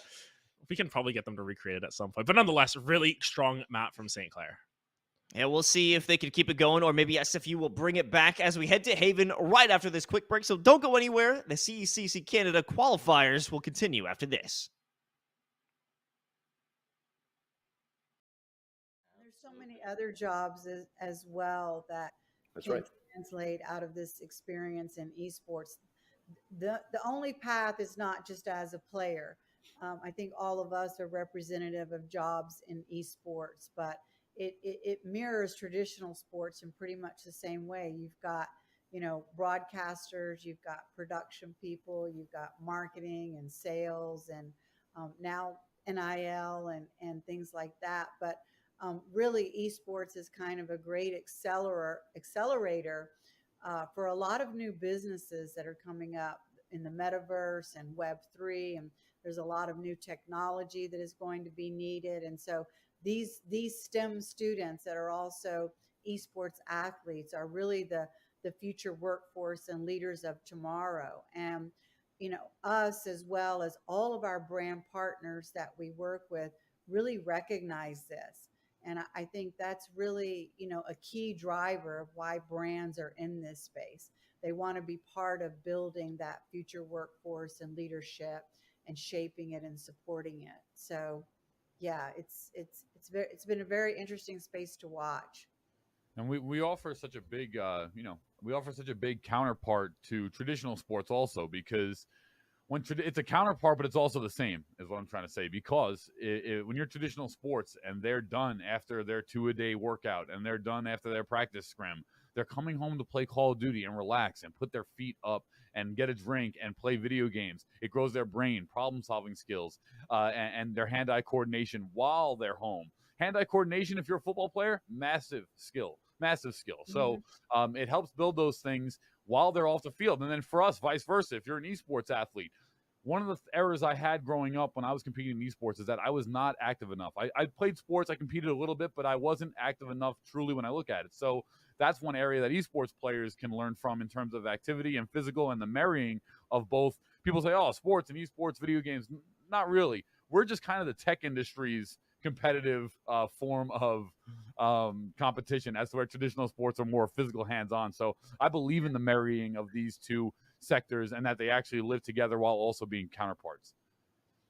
Well, I think then to speak to something about marrying, right, from traditional to esports, that to me speaks to this whole new thing, at least again from you guys, right? You guys have more traditional sports background, right? Paul, Lee, Mike, and all of that. But I think let's talk NIL then, because I think that's something that I think is really interesting, that at least when I heard about it, right, of what we're trying to do with, esports athletes, schools, programs in general, because it wasn't something you would think normally, right? You could understand, right, football player on the field, star quarterback, it makes sense, right? The guy is somebody that everybody knows on campus, whether you're on the team, off the team, or you're just going to the school, it makes sense. But I think, nowadays it's not as common, or people don't think that they could be somebody that their name is out there, right? Or that they're known, right? As we're growing the space, as we're putting this together, it almost feels really interesting that, your star entry in Valorant, or your star forward on Rocket League, right? Whatever the case might be, now they can have NIL deals. It's a thing out there, and I think, I don't know, maybe Mike, you want to start off, but I think thank you for teeing that up. So I was talking for too long. I forgot to bring NIL into the mix. So it's a common occurrence, occupational hazard. So I would say that so NIL for I'm sure most of you watching understand what it is, but NIL stands for name, image, and likeness. Name, image, and likeness, that term has been utilized to describe the transition of traditional student athletes, NCAA athletes, and their ability to monetize their name, image, and likeness. It went live July 1st, 2021, and it has continued over the course of the last nearly 14 months now. It's an interesting term because it's been co-opted.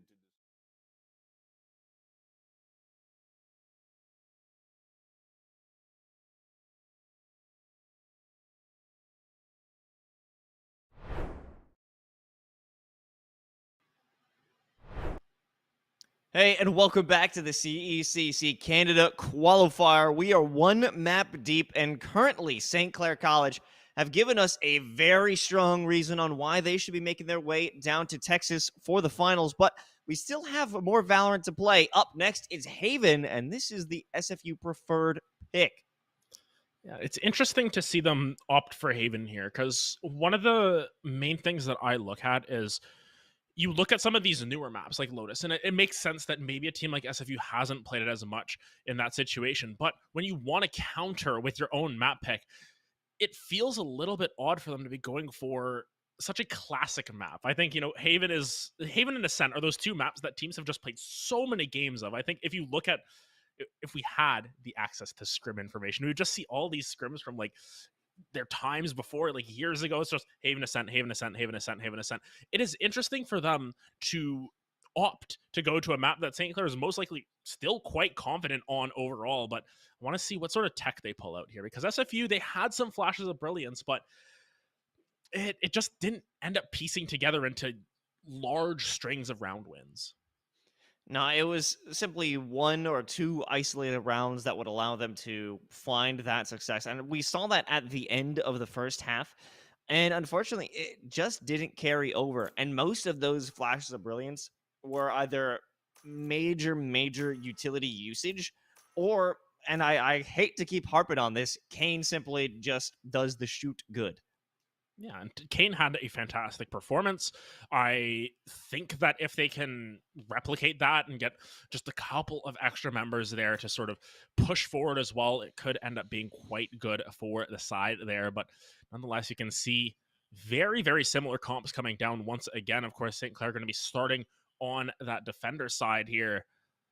I'm interested to see what sort of strategies they come through with, because we saw their defense on Lotus, and it was very strong in the early stages. Pistol round especially, they were just able to find so much space constantly through A main. And in this situation, Haven doesn't really have as many windows to just sort of push forward aggressively like that, unless you've got something crazy like a Harbor, which we don't see. But nonetheless, we'll see what sort of strategies they employ, if they're going to push up mid aggressively, or if they're just going to be sort of playing your standard Haven gameplay, wait for them to sort of pick a site and then play for the retake. Speaking of that Harbor, Crown now on the Omen, I'm looking forward for them to have a bit more to say in this map, because Harbor isn't exactly as gung-ho, as effective in a straight-up combat scenario, where the paranoia from Omen, it gives you an opportunity to play off the rest of your team or make a play for yourself. The Shrouded Steps, it gives you that maneuverability, so I think this time around, we'll see a different Crown, or at least that's what I'm hoping for. That's what I'm going to be expecting, and it's going to be a good opportunity because they'll be on the attack first. Yeah, and I think that much like Lotus, Haven can end up being just a little bit more towards that attack side. Granted, with how common this map has become, especially in collegiate over the last couple of years, we'll see how even it ends up being. Once again, though, it seems to be an A push here, and this time around, SFU, they're going to be finding a lot of space here. Look at how aggressive this push is, though, from Sushi. Already into window, so far ahead of the curve. This is a timing I don't think SFU are going to be ready for. Oh my goodness, look how quickly they've moved up. That's absolutely crazy, and only... Yes, the turret has been spotted, but, I mean, it's too late. The execute has been enacted, and Kane, a good opener, but there's so much utility blinding the players from SFU. However, Crown is doing the Lord's work, and they'll hold on to their life. Seth almost taken out by the Aftershock, but it's still a winnable moment. Currently a 3-on-2 for this retake. It's a pinch. It comes down to Sushi. And Seth is pulling all of the aggression here. Sushi has all of sight to take for themselves now. Sushi in a 1v2 situation with the Ghost. He gets one. The extra member there just ends up being slightly enough there. SFU squeak one out there, but hey, pistol win's a pistol win. Yeah, definitely take that. Seth, certainly with a wild story of trying to survive there, and it is also followed up by the confidence knowing we can take this fight. It is going to be the rotation of Sushi on the other side of A. We have to plant this for us. So I love the heads-up play in terms of where that spike is going to be placed. It's really strong awareness coming down from the side of SFU to try and find any way to get that round win. Kane giving some orders there, nodding at his teammate, saying, hey, drop the drone down. Look at this. There's 4 members on C for the side of SEC. They are so aware of this, but can they execute against the stronger guns? There's dark cover blocking their entry. KO's out. They have to walk through. The one man on the inside has been gunned down. And in a matter of moments, there goes the push. And look at the health bars. They're so low. Kane has 40 HP approximately there. Juka has like single digits at that point. It's not going to be a clean situation, but look at this. It's another flank. They just all went through garage. This side is dead empty once again. St. Clair are playing with their food here. Even on a save round, they are willing to just mess around with the strategies, mess with their heads, and now, as soon as we thought there was going to be a flank, everyone's back on site. Gotta be up to Caillou here. Staying alive. That's one. It's ground. 16 HP on Juka. Who wants to come through? They've been spotted. This is a massacre on their 4th round. That's incredible. But Kane, come on. Who else is going to pull out a double like that? Kane's 15 HP, though. Gonna have to find something magical. Sushi finds 4 on the Thrifty. What the heck was that, St. Clair? They just gambled. They gamble stacked and it worked. What a beautiful, beautiful situation for them to find themselves in. And a horrible one for the Flamingos. I cannot believe that. In theory, it should have been a great play if there weren't 4 St. Clair members on the site. And SFU are going to force up here as well. Intriguing choice at that, because they just come off of a really rough round. They're actually able to take out the alarm bot very early. It was already deep in here. They are aware, but that C's just catches them at the worst possible time. KO gets sprayed down from the back. Spew, though, going to be able to reply in kind. And this force has been messy. It's a couple of rifles out of the hands, but just like that, St. Clair secure the round. Just okay. That was a 20-second round. My goodness. And that would make sense if they were simply on the pistols and wanted to run it down just to get into the rifle, but that was a buy. They forced into it, and I want to say, that was a brilliant plan in the conjunction of Crown and Kane sending their utility into A-Link. That would have been perfect if it weren't for the singular C's from Caillou. That changed the trajectory of the entire round. If Caillou was able to get around that corner, that could have been 2 kills guaranteed from the fault line and the flashpoint.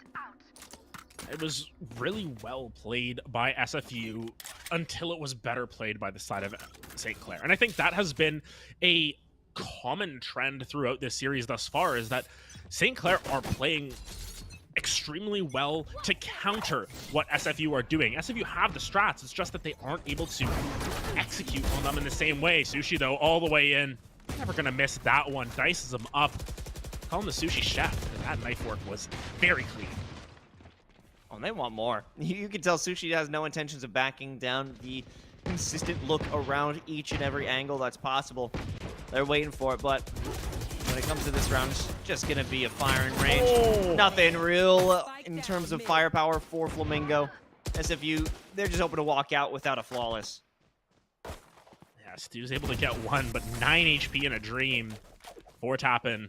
Doesn't need any number more than 1 there. My goodness, St. Clair are rolling. They look so strong. And look at their economy. Because they got that Thrifty on round 2, they are rolling in the dough. They are subverting the expectations for what we expect out of the Canadian currency at the current economic standpoint. They are rich. Yeah, and that's in US dollars right now. Oh, yeah. That's looking even better. You know, they're saving up to go down to Arlington at this point. They feel so confident. Finally, though, round 5, it's going to be full buys on either side. We need to see some sort of different strategies coming through from the side of SFU. It feels as if they've sort of employed a couple of different plays. And St. Clair just have their playbook memorized. They listen to the podcast. They've been paying attention to the tapes. This time around, the SFU are just going to take their sweet time. This drone, though, going to give away the play. No way. Caillou catches them watching the camera. No, not like this. And there's a Rolling Thunder to find entry onto the site, but what does it give them? They still have to deal with the pain of Caillou from sewers. Juka, the last one alive. They've got themselves a flank, but unfortunately it's nowhere near to the effect of Sushi. The beanie, not like this. Just poking out from on the other side of the crate. Sushi's 11-1. Sushi said, "Hey, listen, I heard you guys were, giving me a little bit of an ego boost last game. I'm gonna push that to the next level," and that's exactly what has happened. Sushi is so strong right now. Oh my goodness, just firing on all cylinders at this point, and now C-Long is just going to be a death trap if SFU opt to go that way. What can they do at this point? It feels as if SFU have just been stalled. Nonetheless, there's still a lot of Valorant to play. Still a lot of opportunity to counter the strats here. Find some room for yourself. Find an angle in onto Garage here, and Juka very far up there. Hold play inside a Garage window. I mean, you've got to worry about Jello on the other side. But at this point, it's still up in the air where SFU is headed. They've got a strong idea that it's going to be towards C. 4 players down C long. Sushi looking right into Garage. And now they've got some information off of Jiggle Beak. Sushi just rips one down long. They're going to be okay, but it's a strong push. At least it was, until 4tapping denies it wholeheartedly. Yeah, now just one member left. Sushi with that operator needs to be careful. Will get taken down. Kane needs some heroics, but behind the breach is another breach, and it is Jello who secures the round up. Finally, it seems as if SFU are able to get a couple of kills in their favor at the very least. They take down Sushi, they take down the raid boss. But still, those round wins are oh so important. You can win a round without finding a kill. You can't find kills with it. You can find kills without winning a round. I was going for something there. It didn't work. No, I liked it. I liked it. It was good. It was working until it wasn't. That's what's going on. That's the SFU story right now. Yeah, that's exactly what's happening. St. Clair are working, and they are working hard, and they are finding everything for themselves. Seth has the Odin. No, they aren't even aware of the Odin at this point. That's what's scary. This is a variation of a play Kayu's done before. I'm simply waiting off the play from Jello. Oh, that's not going to be fun for anybody. Oh, that's not going to be fun for anyone. It's going to be the same story of Freebie. Maybe even a second. No, the pressure is too great, but Kayu will not crack. Has the Nightfall available as well. A bunch of ultimates available for both of these teams, actually, if they opt to do so. Oh, Seth, though, peeks a little bit too far. KO's still going to be able to find that. SFU find one pick. It's 4v4 on the map. Do they slow it down now, though? That's the question, because it feels as if sometimes they've rushed their executes a little bit too much. But now with the timer ticking, rushing your execute might be the only play. Kayu, 71 HP. 2 shots will finish him off. SFU just lurking, though. You should run. Get both angles covered. Jello looking towards short. Now that's information. You've got the lockdown in. Kayu's just gonna ball out. The flash doesn't land them, but KO does. Jello's still here and removes 2. They're in a safe zone. They use that Rolling Thunder. Unfortunately, Juka's too quick. They will secure the kill, and Crown on top of the site itself will give some safety. Here is a wild play. The first shot goes wide, but Sushi on the shorty. Oh, what can't they do? Sushi can't miss at this point. Or they can miss, but immediately right after, they're going to snap their fingers, turn it right back around. That's 6 rounds for St. Clair. They did choose the defense here to open up, but nonetheless, SFU on their map pick are getting schooled. They win the pistol. They get beaten on a Thrifty, and ever since then, it's just been a waterfall of rounds coming in favor of St. Clair. League, they call it the Nami wave when you get a whole bunch of wins in a row, and that's exactly what's happening. St. Clair are riding that wave, and SFU, they've got to take a timeout. They have been stumped thus far. I mean, the best look that they had was when they isolated that 1v1, and then as soon as they thought they had a good opportunity, you get a moment like that from Sushi.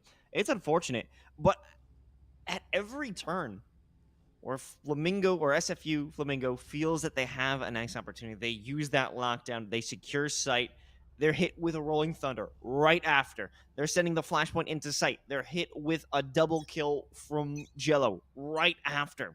Feels like all the plans that they've laid, all the ideas that they're creating, St. Clair is just a few steps ahead every time.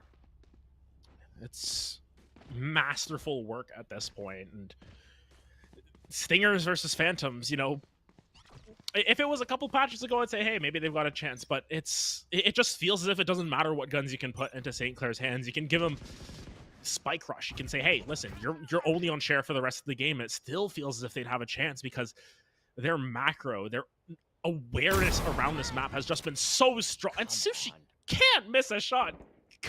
This guy's ridiculous. Oh my God. Well, it's another, and he'll get another. Not even hit by the fault line. Sushi just doesn't give a damn. Will there even be an opportunity? No. Heaven will be smoked, so their slaughter ends for now. But it comes down to an interesting placement of Juco, just looking for extra piece of confusion for St. Clair, but this lockdown, that'll solve all the problems here. Looking to clear out sight. Sushi finds a third. Why not? Give yourself a pat on the back. Juka's just zoned all the way out. Don't even think there's going to be time for them to push. They kind of need to die as well. They're going to give it over to Caillou, but another flawless round on the back of the timeout. That one always hurts the most. You take your timeout, you try and drop some strategies here, and immediately you're just shoved back down like a bully. They said, hey, listen, get back in the locker, buddy. Sushi just going to town. Another 3K for themselves. I don't think there was even a bullet fired by SFU. Maybe by Crown while shooting in toward the C-Link. Juka got a couple shots, I think, on Caillou, but yeah, that was all that the hero. It's so challenging for them now because you can see some of the ultimates are about to come up, but it's equaled out here. Ooh, Sushi getting a little bit too fancy there, trying to find the extra member. Oh, Juka realizing that Sushi is incredibly confident at this moment and would look to peek it again. And that's a big opener. That is a big opportunity. Now they don't have the main threat sitting around each corner. They still have to work to try and get on site. Juka picks up a second, and now things are looking incredibly positive. Looking really good. Jello, though, going to get scanned out as well. Going to have to be a retake coming down. No Rolling Thunder. There is the Nightfall. What can they find on the back of this? Oh, what a frustrating aftershock. But somehow, in the swing, KO is able to lock it down. KO and Stu, they will destroy the confidence, or at least play around it, that St. Clair had. It seemed that they weren't even taking great care in that retake. It seemed a little too lackluster, too lackadaisical, Adam. It felt as if they just had the confidence going, and I think that just showed from Sushi there, you know, pushing in through Garage, trying to find that extra member. I think maybe sometimes trigger discipline can be your worst enemy. I think not taking that first shot onto the killjoy, not taking down Juka to open up the round, ended up sort of biting them in the rear a little bit here. Granted, they've got so many credits. I don't know how much it matters. Sushi already posted up a long. Heard someone moving around, but don't think they are aware that it is Crown quite yet. Sushi very confident on this angle, just holding it for years. Crown. Oh. It's so tense. I love getting this X-ray view all the time because we just get to see how close they are to just peeking each other. No one wants to actually make that commitment on a long-range angle because they are well aware the op is going to be in play. And B, at this point, it seems to be their best bet. And now that the op is confirmed on A long, that's got to be the move. It's hard to doubt Sushi at this point. They overheated a little bit last round, but even still, they are able to hold the line. Seth, though, could be under pressure. Oh, spots out one. They're aware of the other now. It is all too clear. Oh, aggressive dash forward, though. KO overheats a little bit, though, as Caillou finds the opposite way, but damage is dealt to the fade. It's finally going to be a plant put down. What can they do? They finally get the spike planted. It feels like this is the first or second time this entire map that SFU actually gotten a chance at a post plant. St. Clair, they're just rolling through, though. Sushi with the knives out. One member left. Juka's got to make some magic happen. And they will. They have the op. I mean, that's going to be a difficult one to deal with. However, with the flash already activated and the nano swarm out, you only get one shot with that one, really. And there was the opportunity. That was the plant. But immediately after, Kane went in to take a fight on C-Link. And that's That's actually a good idea because you want to reduce the amount of angles that you'll be attacked from. You had Juka down by the boxes and grass with the op. That was going to be covered. If you isolate it down into a singular fight on A link, that looks much more favorable. Unfortunately, that push didn't pan out how that would hope. And I think a lot of it just comes down to the fact that B is such a difficult site to hold against the likes of this Omen, against this Fade, especially if you have some of that util available. It's just trades back and forth every single time. St. Clair just trading up, getting an extra one. Now though, KO gonna drop those knives. For the first time in a while, it seems as if they've gotten the read somewhat right. There's no one on C site yet. They're gonna get at this for free, but look at the angles from Garage. This is what's gonna be so contentious. There's 4 members already very close to site here. It all comes down to that timing. Not much to use in terms of actual retaking ultimates. You've got that from the shadows, but nice placement of that lockdown. Or I would say nice use. The placement, not exactly my favorite because there's still some workability in the back of sight. Unfortunately, things are good. What? It's been a double kill from the Aftershock.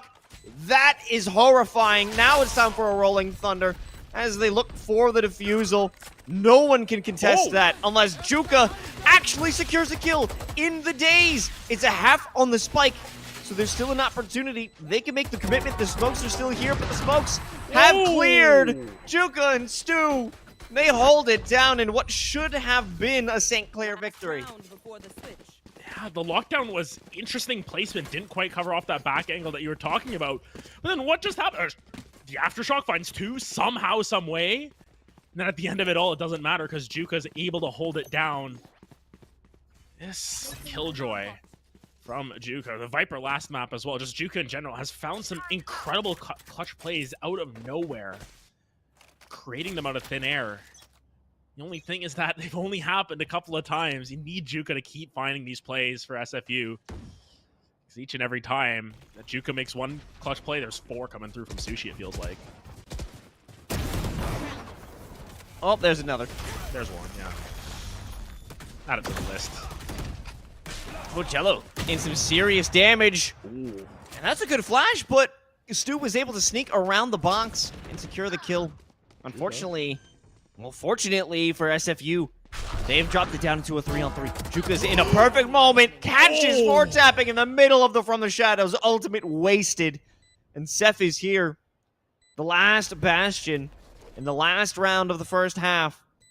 And they're just going to send it. Most likely going to easily glide into a round for SFU. Not as easily as they thought, but it will be a final 4th.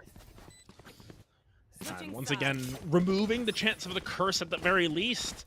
But man, this scoreboard looks real familiar to last game in the sense that, once again, it's 1 round picked up early from SFU. They find 304 on the latter half of the second quarter. They find a little bit more momentum there, but now it just comes down to what they can do on the opposite side of the map. St. Clair now going to be on that attacking side.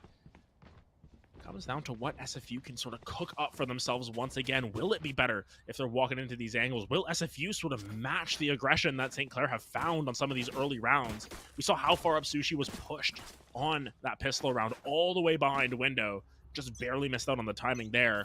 Will SFU be able to sort of recreate that? Do they want to recreate it at that? Or SEC just going to continue their seamless tear of aggression here, just push forward? Seems to be exactly the case, and that Soba is limping away, looking for a doctor. Yeah, that's a rip of damage.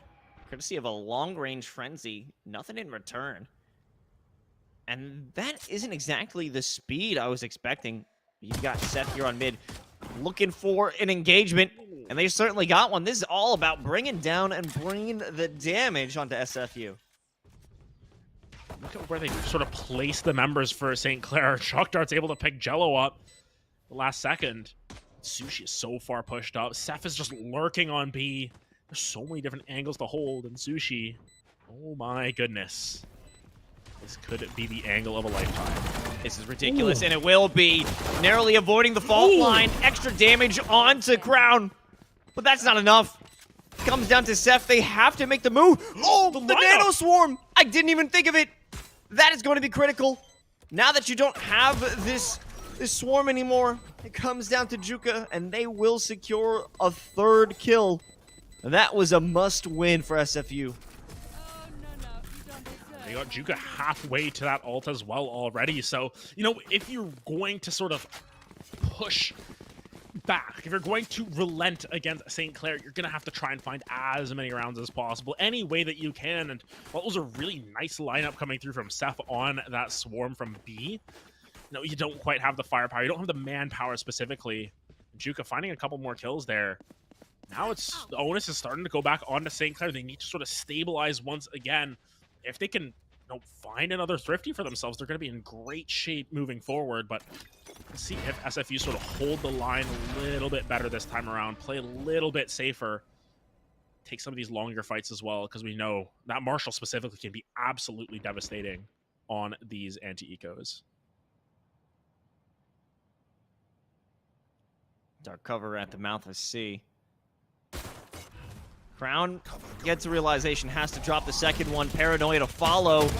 The flash is here. But Juke and Crown, they've got nothing to worry about here. Yeah, just removing any possibility of a Thrifty.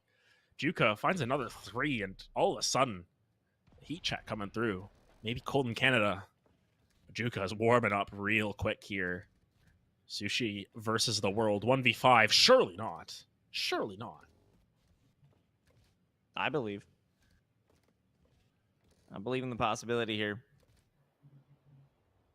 But it all comes down to this turret, right? You got a dash beyond it. Or no. Oh. There's one at the very least to start, but 8 HP. Gonna be the most to work with. Yeah, Juka. Gonna solve it out. The turret snitches once again. Gonna say maybe if Sushi had the spike there and was able to sort of play around with them a little bit, drag him around the map, maybe there's a chance, but at the end of the day, it's another 4K for Juka.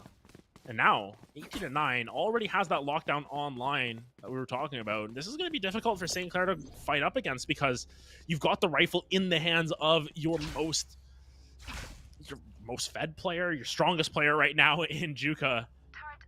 Will St. Clair be able to fight up against the lockdown? That's my question. How will they use it to sort of prevent this aggression? Will they use it for retake?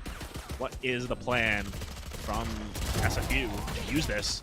Sushi's plan is to find another kill. Okay, well, Stu is able to bring something back, but immediately after, that's another 2 gone for SFU. One player hiding by the entrance to sewers will certainly be clear now that the information of the Killjoy is on the other side. Jello's just gonna send it like that. I don't know about that one because Juke is now in a power position, but they can only relieve themselves of 2. Yeah, the health not quite in their favor. 33 HP in a dream at that. Still should have enough to sort of buy around here potentially. Might be some light shields picked up. St. Clair though, really strong round to answer there. Sushi finds one, gets avenged by the brother. Be just a shorty, but I think they're playing for the orb here. Still going to be relatively full buys on either side. Crown, you know exactly where they're going. They're going right in their smoke. They're vibing in there. Going to listen to some deathcore and try and bring death to the side of St. Clair. How successful will that be, though, is the question. Get out of my way. As far, very passive play once again to open up the round. Those knives popped very early, though. Deathcore just doesn't seem very vibey to me. I don't know. That's I feel like Omen would definitely listen to Deathcore and just vibe out. You know, that's their study beats. You know, leave a comment what you think a study beat is. Let's see Sushi now jumping in. Oh my god! Beautiful. C's keeps Kane just in place, and now Sushi wants more. They don't need the blades. They've got the Vandal knowing someone's on the other side. Unfortunately, that's not going to be good enough. The double swing, courtesy of KO, will lead the way. Unfortunately, there's a second one, and Jello will find revenge. Twin Power's real. Twin Power has to be real if that's the case. This lockdown's coming down. What's the plan sitting at here? Crown gets taken down as well. Juka cannot answer. Jello cleans up 3 in the round.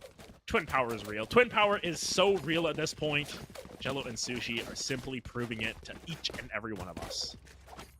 It's a beautiful thing. And you know what's crazy is that Sushi was running on the Killjoy back on Lotus.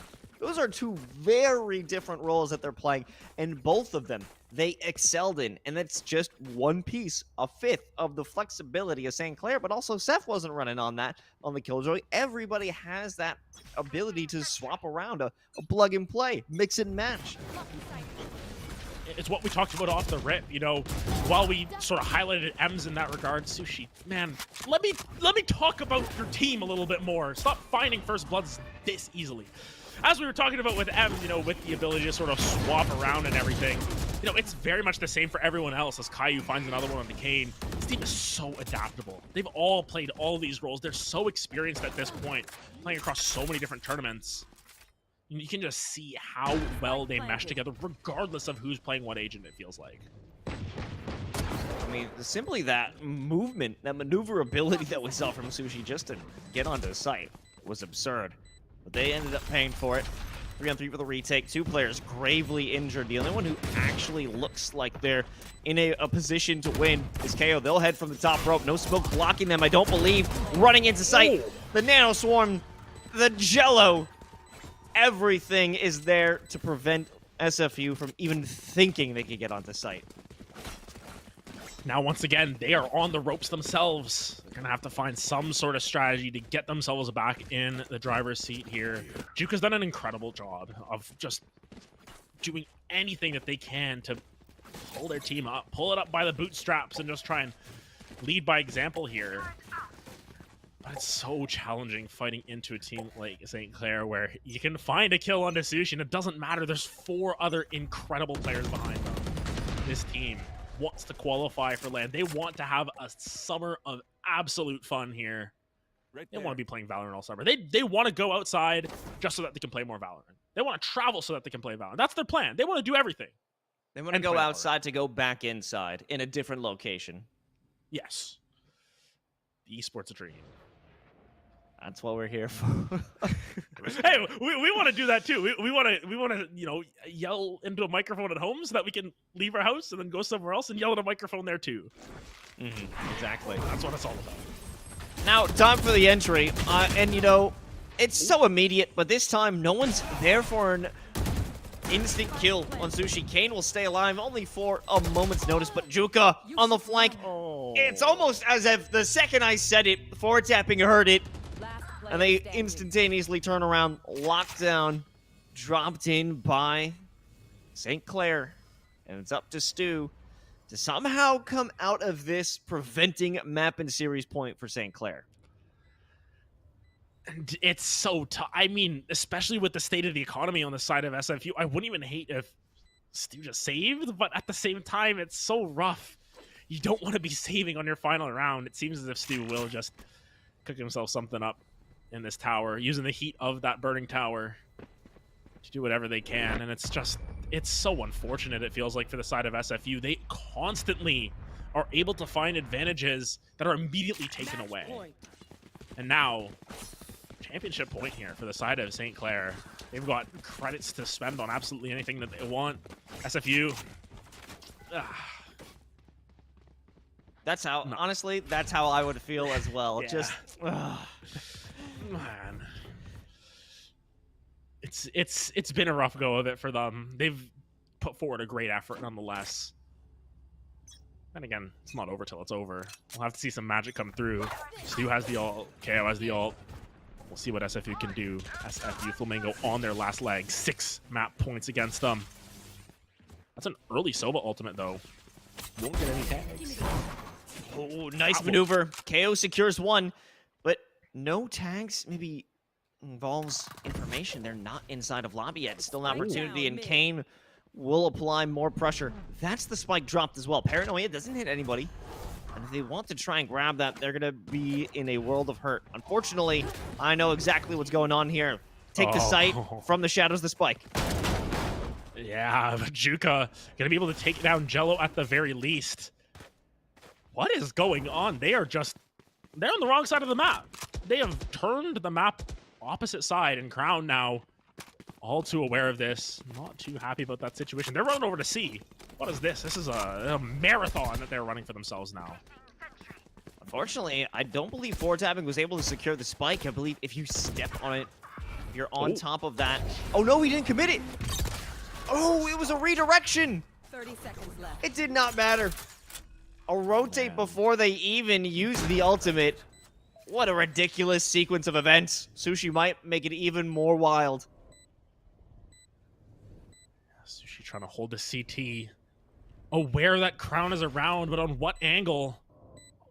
Oh, the timing is oh so close. Sushi still not finding it. Gonna finally get that there, and now it is a 2v2 situation. SFU, they have to find a miracle to come through. KO finds one.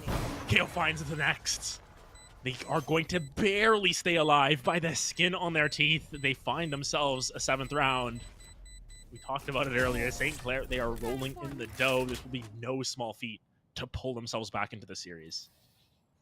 I think there was a top of the previous round. Will we see one in this moment? Allow Sushi just to take those initial fights? No, it doesn't seem that would be necessary. However, KO, they've brought that into this round. They are bringing it here onto Haven. I'm wondering if there will be a similar amount of efficacy in this moment. Depends where it goes. You're certainly keeping me guessing. I have no idea where this jet is headed. I mean, especially, it's a full investment. This is your Hail Mary at that. You know, pulling out the hop, trying to find anything. Before tapping, though, you can see them just sort of lurking over to the side here, taking their time, taking an inventory of how many bullets Stu's firing through the smoke as well. But it's very default. They're looking to open up the map a little bit here before they start to commit to this site. Take 30 seconds, explore the map, see if you can find anyone getting overly aggressive. But the regroup on C here, away from this Killjoy of note, away from the operator, but into 3 members, and yet they might not fully commit here quite yet. Ground's hoping for a moment. Somebody walk on through. Seth doesn't give that satisfaction. Either the judge or the op. One or the other will take you down. A kill for KO. What else to follow? It's going to be the Nightfall. And Sushi up from the top rope supplies the pressure. They remove the op. But Kane out from Link is here. This is going to be a big issue. Seth will get caught out as Stu on the perfect moment moves in from CT. Jello. 30 seconds left. Jello's the one with the spike this entire time. It may have all been a ruse, but are they wiser to it? The spray down. Stu will fall, but Jello 46 HP. Kane, can you find the timing? Can you find the angle? Can you find the spray? Yes, you can. Yes, you can. SSU. Stay alive another round. Once again, costly, but hey, you're starting to chain them together now. And that's all it takes. Simply having the consistency in play. And that move has been read. I believe that's the second time that Kane was able to counteract a dash-in updraft from Sushi. Alternating angles, different positions, but they were both the same result, and Sushi hasn't had an adaptation or a new look in terms of that attack. So now they need to be the ones who will change their thought process, their own ideas of what it means to execute onto a site. Sure, they got 4 rounds to play with, but they don't have a ton of money. Eventually, it's going to run dry. Yes, and, you know, granted, you can maybe find yourself another buy after this. You've got the knives coming out this time around. It's probably one more good buy, as I like to say. But Sushi, just, never mind. You can teach an old dog new tricks, but if the old tricks work well, just do them again. Kane, though, will shut him down, take the heat out of the knives. Rolling Thunder, though, going the opposite way. Jello flashing himself. They're getting caught by the other breach. 16 HP, though, avenges the brother once again. What? That is absurd. Goodness. How is Jello able to survive that? Finally, they won't after Shock denies it. Now the last 2 players are in C-Link. KO is gravely injured the second they walk out. A single bullet will take them down. Kane, however, they've proven themselves very capable. Pinch from Garage. Alleviated in a moment's notice. Kayun Seth, they'll close it down. It'll be 13-8. SFU definitely stepped up in those last few rounds, in those final moments. They gave us a better idea of why they're in these finals in the first place. But at the end of the day, it was St. Clair all day. It was so challenging for SFU to get any sort of momentum through the entire series. It felt like SFU, they just couldn't get themselves into any sort of momentum position. Yes, they had a nice little stretch, 5 wins in 6 rounds in the middle there, but in between that is just a sea of St. Clair wins there. Of course, congratulations to St. Clair for a fantastic performance. It's something that we've come to expect at this point from this school, sort of coming through as a little bit of an unknown, bringing together a really strong Valorant roster, and now qualifying for LAN, can hold their heads up high knowing they've qualified for that. Coming through for Team Canada at that. But overall, just a great series for both of these teams, really being able to showcase what they're all about. And you got to applaud that for both teams being able to just make this far in the first place. It will be St. Clair heading down to Texas, and they have to bring Sushi because this player in this one specific map had 10 first bloods, Adam. That is insane. 10 first blood, like as we said from the beginning, just the chef making everything work in their favor. Didn't matter if they would go down right after, they would always get that first one for themselves, and maybe even a little bit more. They might end up just popping off with the getting 3 or 4 for themselves. That is how strong this player can be. And I think one of the main things for me being able to see this team progress from September onwards, yes, I did cast a lot of St. Clair this year, but nonetheless, we've gotten to see Sushi sort of transform from being the Sage player, being a Sentinel player, now being freed from that by Seth and being able to play this duelist, and just showing how strong they can be when they're given the agents that can engage, that can get in deep, that can do the Canadian way, get those pucks in deep, get a couple of goals, get shots on net, do exactly what you need. And, you take enough shots, you're going to score some goals. That's exactly what Sushi did in this game. What a performance. An evolutionary player, an evolutionary team, and we'll get a chance to talk to one of the players from St. Clair in just a few moments. But don't go anywhere. CECC Canada Qualifiers will return after this.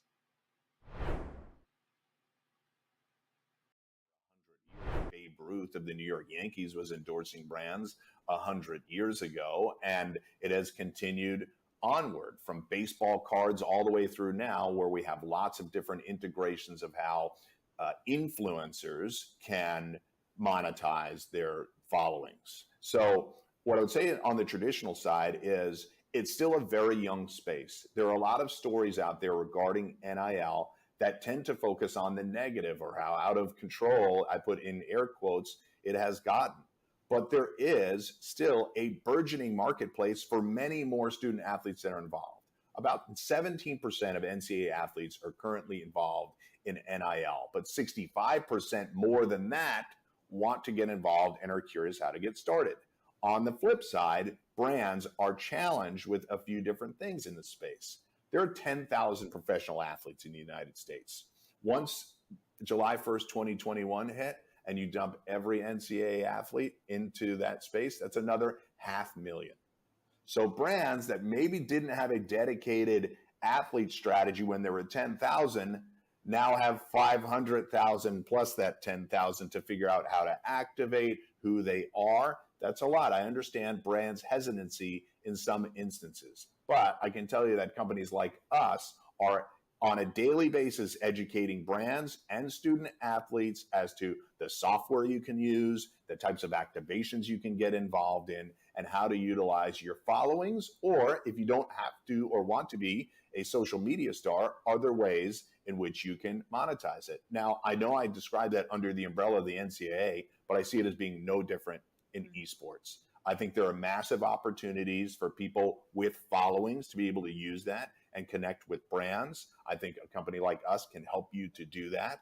And then beyond that, we can make sure that those transactions are safe for you. I think there are opportunities, not just at the individual competitor level, but at the program level to have a sponsorship go to that. I'm sure some of you out there listening and watching already have deals like that in place, but I think we can continue to enhance, augment those deals and make them more comprehensive and make them, first of all, I think product deals are perfectly fine, but I think we can get beyond that and grow some of these deals to a greater extent. Paulie, thoughts on that?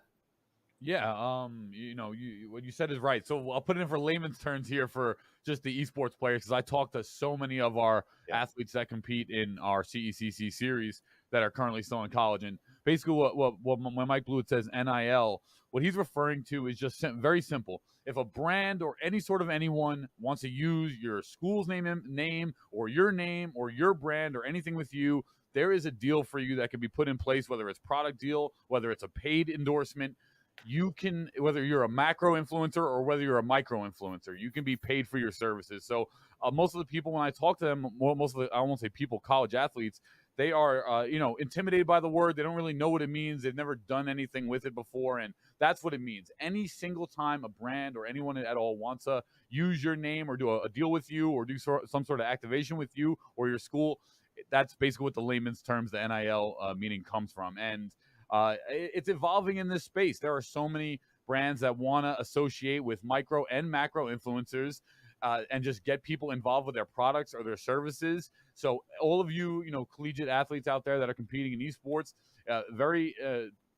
not only are we trying to broker those deals, but also keep your eyes, ears open, and don't be shy or scared to take these deals, because that's what I've heard the most, is that most of the time they're just scared to take them. They don't know what they are. They don't know if they're locking themselves into some agreement or terms that they're like going to give their name away or something too. So this is a really important space, and it's how you're all going to physically make money and build your brands along with company brands. So it's really important to learn. And my advice is to just get your feet wet. Don't worry about shying away. Read the contracts and take some of these deals, because growing your own brand is the future of what our industry is going to be, in my opinion. Exactly. And if you follow in the pro space, you'll see that the pro teams are not only focusing on competitive play, but a lot of them are focusing on their brand and their cultural importance in the space. And so, one of the things that we do also is help athletes build their brand, build their following. And that's part of what Paulie and Kyler are doing on their side when we do this behind the scenes training. And so, building your brand, this is the creator economy. Anybody and everybody can be anything they want to be. And so we just really want to be the conduit that supports that across the board. Absolutely. Absolutely.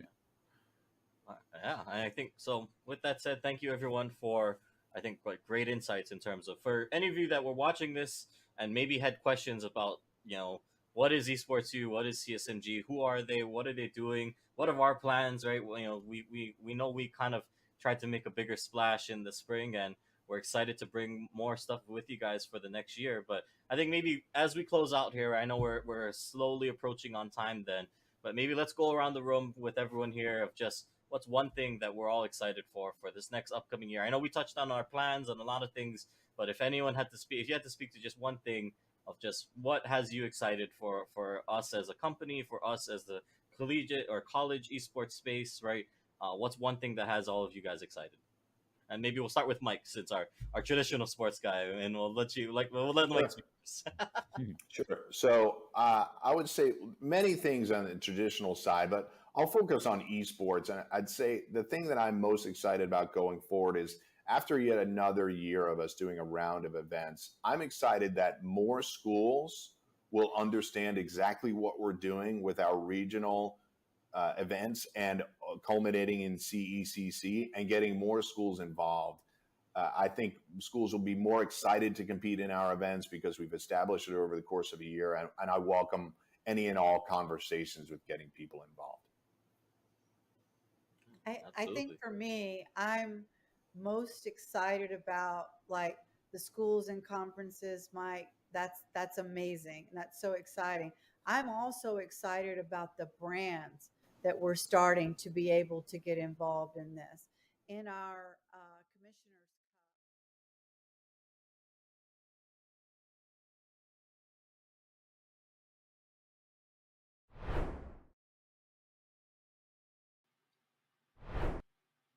Hey, we're back with the CECC Canada qualifiers. We wrapped it up with St. Clair taking the W2-0. And there is a man that we have been talking about non-stop throughout this series. And we're going to talk about him a little bit more. We've got Sushi joining us. Sushi, congratulations on the W. You're going to Texas. Let's hear it for you, man. How you feeling? Honestly, right now I'm feeling really good because like we've almost qualified for lands before, but this time was like really special. Of course, and throughout this series, you were just able to show your diversity, your sort of portfolio of agents there, pulling out the Killjoy, and then of course the Jet at the end there. How does it feel in this new semester with sort of your revamped roster to be able to flex around on those on those agents? Oh my goodness, flex around on the agents. Yeah, flex around on the agents. Yeah, so that was actually like probably one problem we had last semester. This semester though, with our like new roster that we built, it's kind of like everyone works together, but not only that, everyone's flexible in some sort of way. And that helps a lot because we could experiment with different comps and see what works best. Of course. And then, throughout this series and throughout this semester as well, you've gotten a lot of chances to play with your brother. How does it feel to be able to succeed to such this high level using your twin power and all that? Well, it's been actually quite a while since me and my brother played in the same team, but now that we're back together, we got the chemistry and it's been pretty good. We just click, That's dope, man. This is just a little sidebar. Have you ever in the middle of a match just gotten up and yelled twin power? This is a question from Adam that we had during the game. This isn't directly from me. Not quite, but we do acknowledge whenever we make plays together that like, oh, we're like really, really good together. We make sick plays because like our chemistry is right there. So like we acknowledge it, but we don't really like say it out loud. But it is there. It is there. That's dope, man. Thank you, Sushi. Now that you're heading to Texas, is there any team that you want to see there, that you want to be on the stage against? Honestly, at the moment, I'm not really sure who's that good. I know like in the past for like previous tournaments, there's a lot of super teams. So like I'll be definitely looking forward to playing against some of those if there are any, but don't really have anyone I'm looking forward to playing, but I'm sure everyone there will be pretty good, and I'll look forward to playing every game. That's what we want to hear. Sushi, congratulations on the victory. Can't wait to see you compete in Texas. But before we send it, is there anyone you want to give a special shout out to? Shout out to all my teammates. They're great, amazing people. They help us a lot, considering I'm a first-year competitor. They give me a lot of guidance and reassurance. Shout out to my manager too, Owen Mehta. Even though he doesn't do shit, he's really special, and he helps a lot. Texas! Hey, everyone's here. The gang's all here. You're headed down to the finals. Congratulations again, and thank you for joining us. Thank you. Well, there you have it, folks. CECC Canada qualifiers. It's a sweep for St. Clair, the Overwatch team, the Valorant team. They're heading down to Texas. And May Madness is heading to Texas. The CECC finals will be happening at Esports Stadium Arlington on May 6th and 7th. And if you can't be there in person, you can catch it live on Esports U. For more information, make sure you head over to collegiatesmg.com. That's collegiatesmg.com. Well, thank you all for joining us here on CECC. My name is Los, joined by my boy Rare Adam, and we'll see you next time.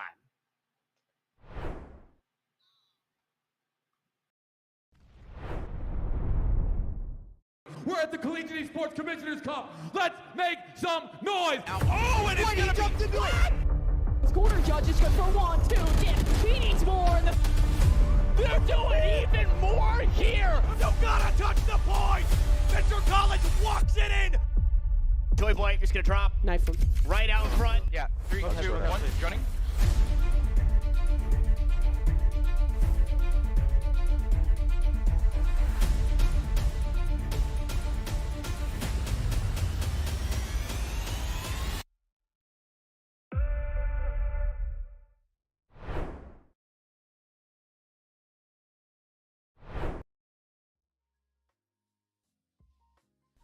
Hello everybody and welcome back to ECAC Plays of the Week, and it's not just any week this time, it is the playoffs. We've got 8 incredible clips and I'm super excited to jump into them. My name's Septilence, I hope you're ready to hop into the ride because it's going to be a great one. When I found out this was clip number 8 of the playoffs highlight reel, I was flabbergasted because this is an incredible moment from Swift on the side of RPI. It's not just 1 or 2 elims to win the round and put RPI in a better position. It's all 5 coming from a single player. Take a look.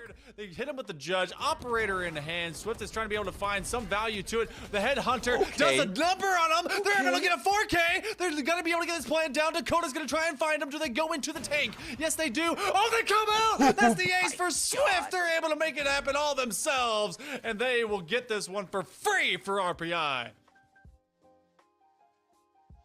Clip number 7 tells a pretty amazing story as well. Ball State already up 2 games in a best-of-7 series, and they find themselves tied 2-2, less than a minute left on the clock.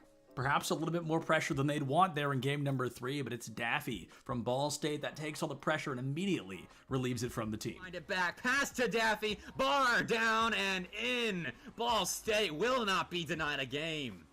Crossbar has been doing a heck of a job here for Hartford, keeping the ball out of the net, but it only lasts for so long as Daffy's able to get...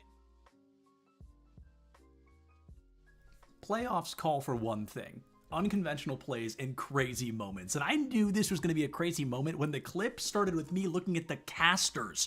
This stock comes through so fast from Northwood that we couldn't even get just the gameplay in the clip. It wouldn't be long enough. It is an incredible moment from SGP, and it just goes to show how good Northwood continues to be. See, seconds into the match, and SGP's got a spike, a 0 to death at that. Brother, that was literally one down here. After Fireball, bro, please. Oh, and now we're playing this dangerous game at the ledge. For clip number 5, we're jumping into one of my favorite games, and we get the chance to see one of my favorite ultimate combinations in the game right now. The Roadhog ultimate and the Kitsune Rush from Kiriko. So unbelievably strong, and it really helps Newberry kind of snap back in a moment where they were struggling to gain their footing once again. To deal with that Nano Blade. You really just have to get around the protection Suzu and the Sleep Dart. Well, there's the whole hog, there's the Kitsune Rush, and there goes the lives of Alfred State. Depressus is going to find a third. That's going to be a team kill. Kitsune Rush plus whole hog, overpowered, I swear. Clip number 4, not quite on the podium, but still very, very impressive. Emory and Henry versus St. Lawrence going head-to-head. Both teams, 2 players left, but Hispanerd wants to clean up their opponents as quick as humanly possible, and quick they certainly were. Yeah, little in fact, PhD actually stands for pretty heavy dude, because Dr. Mario might as well be ahead with how he hits and how hard he can be to kill sometimes. The fact that he has Mario's hitboxes, his get off with tools, and his kill confirms at ledge, like I said, throw confirms. At the beginning of this video, I talked about the individual presence a single player can have to make or break success for their team. Keller from Fisher College proves that point in its entirety by dropping a 4K against Ball State University and removing any iota of wind from their sails on Kings Row. They could potentially use, be able to make something happen here. Now Ravenstrider is going to use the Kitsune Keller! 2 kills inside of the, oh my word, inside of the Dragons, and now they're looking for a 4K. For our silver medal spot, our second clip here in the highlights of the playoffs is going to go to none other than Lackawanna. They have peppered themselves in these highlight reels week after week, and when they entered this upper bracket round 1, they immediately wanted to send the message they were there to win. That's a big reason why Barton shouldn't be feeling too hard done by if they lose this series. That's a beautiful play.